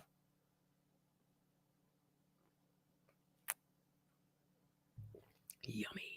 agree on everything. No. It was a microcosm of a broader issue I see in the country where affluent people get to decide what the real debate is, when in reality, ordinary Americans of all shapes, colors, creeds, they're struggling out there. Look how fucking cute he is. Look how fucking cute that motherfucking dog is. God damn it. God damn it, he's so cute. Okay, and the very people who have raised their hands to be public servants or journalists are doing the opposite. They're engaging in nonsense debates, stroking their own egos and ignoring the real problems that persist in this country. And they persist because of the tribal politics. If you're going to be pressured into supporting Democrats because Republicans are scary and Donald Trump is a unique threat to the country, is he though? Well, then you're going to be forgiving about the failures of the Democratic Party. And that's been going on for a long time now. The Democrats have consistently campaigned on, you must vote for us because the other side is bad and scary. Yeah, the never Trumpers. It's right. Like when I ask friends who are just dedicated to Kamala, like I'm not seeing it. They don't love what's happened up till now. What do you love? And I'm asking honestly. I'm like, tell me something that will inspire me about her. Mm-hmm. Yeah, Carl said most union members I know are voting Trump, which is a big difference. Usually unions and Democrats are like spaghetti and meatballs, right? Shout out to Westfield 90 again with the $4.99. Thank you. Said, as the economy implodes, layoffs everywhere, migrants in massive numbers, wars, I sense people are waking up. But will it be enough for election day? On election day, I sure hope so. Let's grab this out of the way and give a little more. Thank you so very, very much. And yeah, that is the question. Is it going to be enough? And I think that unlike 2020, I think there is a different aspect between Trump and his opponent. So Biden, for better or worse, was in politics for 50 years. Kamala was just nobody. So the propaganda is strong, but I do not know. If it's going to be enough. And I think people are waking up. And I'm very, very hopeful. But we all know about the shadow campaign, so we will see. Shout out to Carl's Frosted Tips, gifting our membership. Thank you so very much. Shout out to Insight of Ages for that gifted membership. Thank you, Carl. Very, very, very much appreciated. Jason said, if they end Trump before the election, or if he loses the election, will there be a civil war in America? I mean, it would be that, I think, depends on how it goes down. This is why I didn't think that either of the Sassy Nation attempts, that's why I didn't think that either of those were from the direct top, because it makes sense to me that they wouldn't want to do that, because everything they've done has only further martyred Trump. Now, given that, they either are like, okay, well, let's just go all the way, or they pull back and like, okay, we can, smear his name, but like if we kill him, then they're just gonna hold him. You know what I mean? It depends on how. So if we see clear signs of the numbers not making sense, which people will be watching like a hawk, then I mean, all I can say is be prepared. I certainly hope not. But be prepared for anything. Now, what do you love? And I'm asking honestly. I'm like, tell me something that will inspire me about her. Not that she can read really well off of a prompter, which, by the way, is somewhat encouraging because at least we can pull it together when we need to. But I'm like, what do we love? And I either get, I'm a never Trumper, or I really care about abortion, which I understand. Yes. But I don't. On the same side, I find that the people on the right who are voting for Trump, it's because there's something equally as concerning to them. And I could draw parallels. So you're worried about your body, your abortion. Well, a person who didn't want the vaccine, I got the vaccine.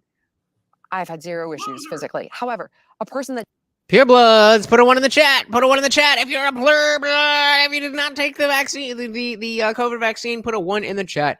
You are a legit pureblood. didn't want the vaccine, if you still caught it and you weren't preventing someone else from getting it, then what the fuck do we care what you do with your body? Well, I mean, I actually agree with you wholeheartedly on that. I didn't in the beginning because we were lied to, right? Like we were told that the vaccine will stop the spread. I agree, and I got it blindly. Yeah, I got it. I also had no problems with the vaccine. I'm happy I got the vaccine.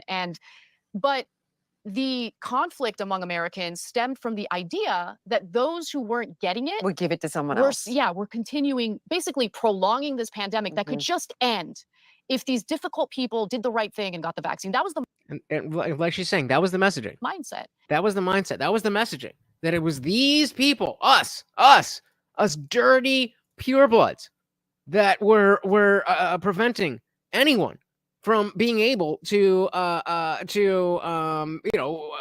live their lives. And it was our fault. It was our fault that people were getting sick. Miss me with that. Shout out to Funk Master General. Oh my goodness, I was just tallying everything up. Knocking that sponsor spot out of the water. Oh, let me get him on screen here. Thank you. So very, very much. Funk Master said all praises are due to the Overlord Motive. I'm out. See you next time, Space Cowboys. Thank you. So very, very much. And of course, you've out-sponsored yourself yet again. Thank you very, very much. Very, very much. Really, really, really appreciate it. Yeah, I missed Blade. I didn't see that one. But shout out to Blade. Quantek said, Pure Blood Men, just wait. Your time is coming. Or is it coming? We will see. Pandemic that could just end if these difficult people. Yeah, actually, I want her to articulate that fully. Among Americans stemmed from the idea that those who weren't getting it would give it to someone else. Yeah, we're continuing, basically prolonging this pandemic that could just end if these difficult people did the right thing and got the vaccine. That was the mindset. But then it turns out, no, that's not how it works. And it turns out you can still spread it, but the vaccine prevents you from getting ill, like so ill that you need to be hospitalized. Does it? And so, yeah, at the end, I mean, once you have a better understanding of how the vaccine works, I think people should be able to decide what to do. The only other issue was, whenever there would be a surge in COVID cases, those who weren't vaccinated would tend to get hospitalized in a lot of cases. And the hospitals were like just overwhelmed. I didn't ever think. Hasn't that been wildly debunked? Like, especially with the Cuomo thing, where they had all these extra tents and ventilators and stuff that never got used. Am I making that up? Am I confused about that? Think about that part of it. And so other patients who I might never thought about that. Who might need. And so what if you go and you have the flu, which happened to disappear for 2 years? I thought so. Okay, thank you. But let's just say it was true. Like, what about not taking the vaccine makes you less deserving? Let's say we have something completely unrelated to the vaccine. Let's say you chose to jump off the roof of your house and broke your leg. And now you're in the hospital. That's a legitimate situation where, of course, you broke your leg. You're in the hospital. The doctors are treating you, doing whatever we got to do, whatever. Are we then blaming people like that for people dying of COVID because they couldn't get into the hospital? Of course not. And then, of course, when we say it's been debunked, of course it was. Of course. So that's the difference here. Yeah, exactly. Exactly what I was going to say. That we're not saying, oh, yes, oh my goodness, Anna's one of the good ones now. That's not what I'm doing here. That's not what I'm doing here. Constantly, I talk to you guys about taking stock of the political landscape. That is what we are doing. Texas said if you broke your leg and sneezed in the hospital, it was COVID related. Died with COVID. Come on. Just overwhelmed. I didn't ever think about that part of it. And so other patients who I might never thought have, about that. who might need things like cancer treatments or stuff. Like my mom is, she's got some illnesses and stuff. So it was a tough time because she wasn't able to get the treatment she needed on time when the hospitals were overwhelmed with COVID patients. Who I appreciate. See, that's why you always bring me back to, because bullshit. For me at the time, like I said, I got it. I didn't think twice about it. I was like, whatever. I got to travel. I need to go to dinner. Just give me the shot. Let's get rolling. But when they were going after the people that didn't want it, it didn't make sense to me because I thought, like, I get your whole herd immunity thing. However, if it works, if I got it and it works, what do I care if Anna doesn't get it because I can't get it because I got it? Right. Oh, it doesn't work like that. They lied. So that part already started to not make sense to me. Plus, I felt like, okay, hold on. For the majority of the population, this isn't that bad. If you're morbidly obese, maybe we should recommend it. If you're elderly, maybe we should recommend it. So it started, I just was confused about why we were demonizing it, but I never thought about that point that you just made. And, there's... But it and you see it happening in real time. This is not some cured person, and this is not somebody who is ever going to be perfect on things. I am not ever going to be perfect on things. It's about understanding where do these people have it right and where do they have it wrong. That's what we're doing. Also, wait till she figures out they killed most of the people with ventilators and remdesivir. Is that how you say it? Oh yeah, I didn't learn about that until after the main lockdown stuff. But like when I did, I was so angry.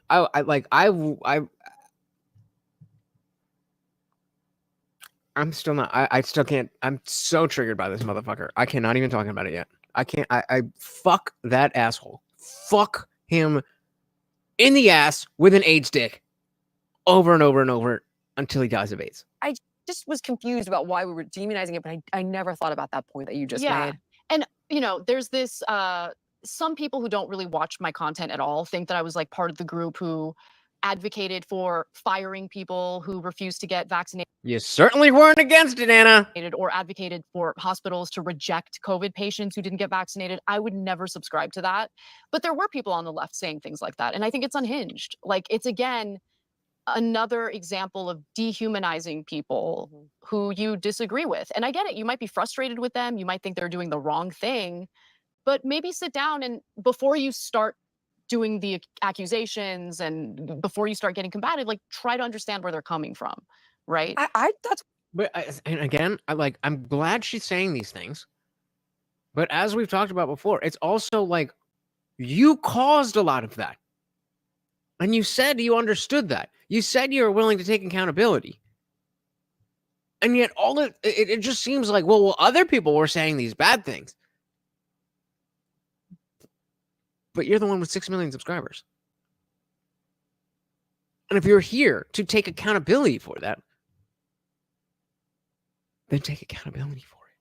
That's why I try to bring it back to something they really care about, like abortion. You're like, my body, my body, my body. They feel the same. Yeah. My body, my body, my body. I don't trust it. Except it is my body and a child is not your body. Preliminary. It's a new technology. It's been around for 30 years, but new in this vaccine. There's some genuine cause for concern there. I've heard some horror stories. Don't know. Haven't dove in on it. Try to stand somewhere in the middle because I literally know nothing. I believe the people who tell me their horror stories. And I think everything on the medical side is always a cost-benefit analysis. But just, my God, it was absolutely, you're right, this crazy demonization and tearing apart of everybody. I wanted also to get to, in particular, journalism. That's where I was going with this. Okay, so you were talking about Anna Kasparian, journalist extraordinaire. Journalists that covered certain things a certain way. Health. Okay. This is where, because people are often like, what are you doing talking about this? I'm like, I don't know. Take me back to lunges and like six-pack abs. I have no idea how I've ended up here. Was that her thing? Six-pack abs? Like, okay. So it starts out, I told you my little story of I don't celebrate obesity. And, you know, we were healthy in any size, and that was a very liberal position, which made no sense to me because you're not. It's not stupid. So that automatically kicks me out of the left. But then, like I said before, there's the left and there's the not left. Within the not left, there's Republicans, there's conservatives, but there's the left and then there's the not left. And here we have two people who are liberal, but are not on the left because they've been ousted. So that automatically kicks me out of the left. But then, as I began to try to speak about health and wellness, nobody would feature it in left-leaning or even center-left news outlets. Oh, that's interesting. So you got canceled. I got canceled, but then when they would... more like shadow banned, but okay, not that you would know because you get pushed by the algorithm while people like us get suppressed, but neither here nor there. Talk about it. I was always anti-science or I was a fat shamer. And I'll never forget, there was this conversation with CNN about Ozempic. And I was saying, like, disease does not exist in a silo. This is not just about obesity. Do you understand this is related to skyrocketing rates of autism and infertility and cancer? This is like, you're not solving any problems here. It's expensive, you plateau, there's side effects, blah, blah, blah. We need to look at the bigger picture. Shout out to Right Click. Welcome to the party. Are you, wait, are you, Blip? Is that you? What's good? Either way, welcome to the party. You missed Anna saying that she was going to take accountability for the poison that she's injected into the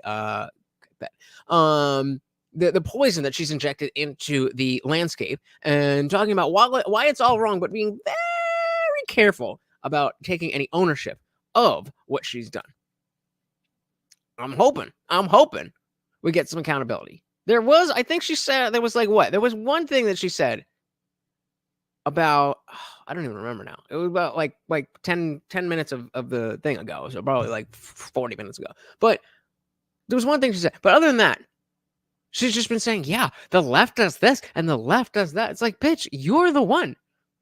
And here is your opportunity to say, yeah, I was wrong, and here's the start of a new thing. It's been since that incident where I had issues with people calling me a birthing person, and then I had that incident with the two guys outside while I was walking my dog, and people were giving me shit for being racist and all that stuff. That was 2 years ago. This is your moment to be like, okay, over the last 2 years, I've learned a lot, and I did this, that, and that.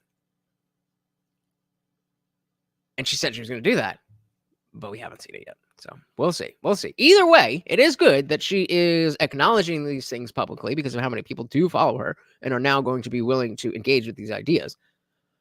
But this is like, you're not solving any problems here. It's expensive, you plateau, there's side effects, blah, blah, blah. We need to look at the bigger picture. And the woman, they're talking about Ozempic. Anchor was like, well, you have blood pressure medication and statins and this and that. And I said, well, first of all, I would argue that those are also lifestyle medications, which can largely be avoided if we change X, Y, and Z. I'm not saying that's easy. Spot on.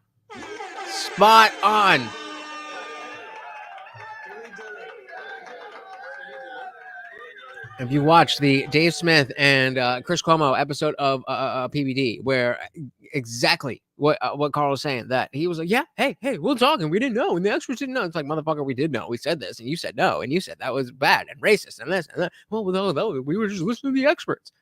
Stupid.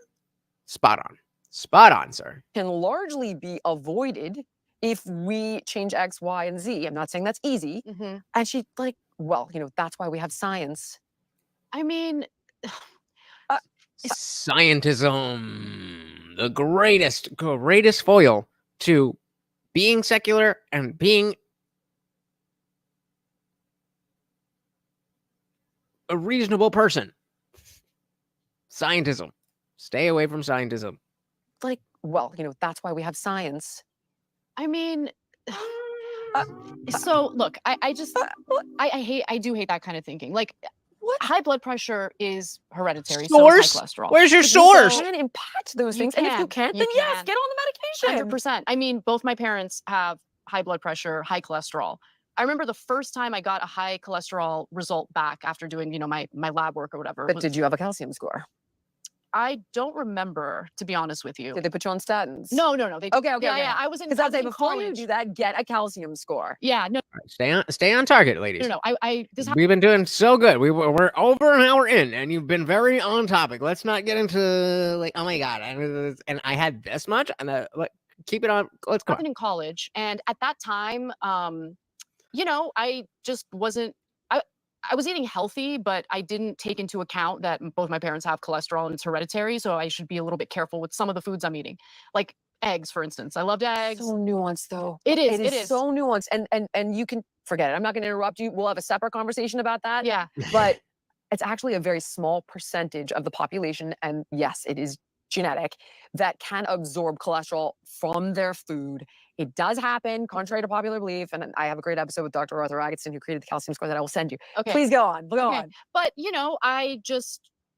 I don't want to take drugs for cholesterol or high blood pressure. And by the way, like I had 2 or 3 years ago, 2 high blood pressure readings in a row. And the doctor told me, if you have a third one in a row, we're going to have to put you on something, because my mom had high blood pressure but didn't get the right treatment for it. So it messed up her kidneys. Texas Bjorn Wrong said you're not supposed to blindly follow what scientists say. That's why there's testing, proofs, and independent studies. Science is a process, not an answer. So to follow the science means to continue to question the science. Following the science is the same thing as questioning the science. As Texas is saying, you're not supposed to just blindly follow a scientist because they are human. And science is the best thing that we have to overcome human biases. It's not perfect, but it's the best we have. And so I did not want that to happen, but I started really looking into, okay, well, what can I do to keep my blood pressure lower without having to take medication? And I just started exercising more. Nice. I've always been into exercise, but I exercise more. A little more careful with like the foods I eat, the sodium intake, all of that. Oh my God, that's so right wing. I'm great. I mean, I haven't had a high blood pressure reading in like 2 or 3 years now. So it's almost like working out and eating well is not a right-wing conspiracy. It's a continuum. Yeah. Exactly. Like, can we deal with it from a lifestyle perspective? And if not, then okay, of course. Right. But my point is simply not even to debate like blood pressure and heart disease and cholesterol. It's the fact that the narrative became paint everybody on this side with a crazy brush. And now we've gone so far to say it's MAGA and alt-right, and I'm not exaggerating. To be healthy. Really? Who says that?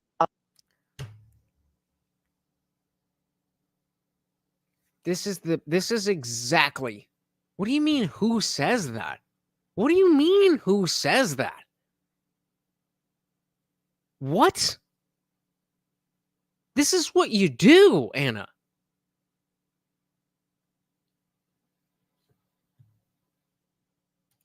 Okay. Oh my God, where do you want to begin? Really? Let me give you 2 examples.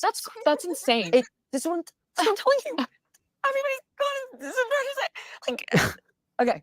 So Lizzo is MAGA now? I guess so. I Yup. guess she's about to be MAGA. Okay, Tell a girl, a beauty at any size, right? Tell her that she's as beautiful as Lizzo and see how she does. Exactly at 169. The fact that what? Oh my God! It's just further proof that people who are more aligned with this mentality. It's not a foolproof thing, but clearly, people who think this way are less likely to be aware of how other people think about the same thing. It is what it is. whenever whenever the lefties are in the chat, they never have a clue about any argument that I'm making. Like, well, how is that relevant? Like, well, if you had any understanding of the other side of the position that you were so fervently espousing, then you would understand. So if you don't understand, then why are you so fervent about this? Dogma. For you. And there are numerous examples. So first of all, they won't feature it. If they do feature it, you're like crazy anti-science loon. MSNBC just came out with an article saying that fitness, I have to laugh, is linked to the Nazis. I will send it to you. I swear to God, I actually retweeted it because I was like, what if you're Jewish, but you like to work out? Where do you fall? But here's a perfect example. So again, we were at the Capitol Nessie weeks. Pandemic fitness trends have gone extreme. Literally, white supremacists' latest scheme to valorize violence and hypermasculinity has gone digital. This is from March 2022 by Cynthia Miller-Idris, an MSNBC columnist. It seems that the far right has taken advantage of pandemic at-home fitness fitness trends to expand its decade-plus radicalization of physical mixed martial arts and combat sports. Earlier this month, researchers reported that a network of online fascist fitness chat groups on the encrypted platform Telegram are recruiting and radicalizing young men with neo-Nazi and white supremacist extremist ideologies. Initially lured with health tips and strategies for positive physical changes, new recruits are later invited to closed chat groups where far-right content is shared. Got any of that far-right content? No, didn't think so. Physical fitness has always been central to the far-right. In Mein Kampf, Hitler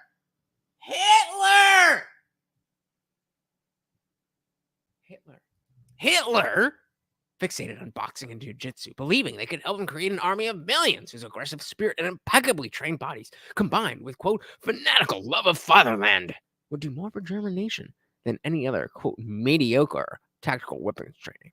This is insane. We got to see what these videos are. Cynthia Miller-Idris, your institute, you focus on this rising threat of white supremacy. And what's interesting here is, based on this January 3rd bulletin that the IG found, there's at least some parts of our government that are concerned. Here, let me put up the full screen from this January 3rd bulletin. The two protests expected to be the largest of the day, the Women for American First protest in the Ellipse and the Stop the Steal protest in areas 8 and 9, may draw thousands of participants, and both have been promoted by President Trump himself. This, combined with Stop the Steal's propensity to attract white supremacists, militia members, and others who actively promote violence, may lead to a significantly dangerous situation for law enforcement and the general public alike. Then, as Pete Williams reported, Cynthia, there was another intelligence report that sort of downplayed the potential threat. And I have to tell you, it all keeps coming back to, it feels as if many in law enforcement just didn't, for whatever reason, have not. I don't know what that is. Let's see what this one is. Court battles over the January 6th Capitol riot are just throwing in random J6 shit. This is wild. What did I miss here? M169. So the FDA approval isn't the be-all, end-all. Many side effects get reported after licensure. Once it's on the market, it's called post-market reporting. That's how we got VAERS, right? It's just like, oh God, oh no. Girl said, I heard Hitler liked dogs, so I have to go put down my puppy.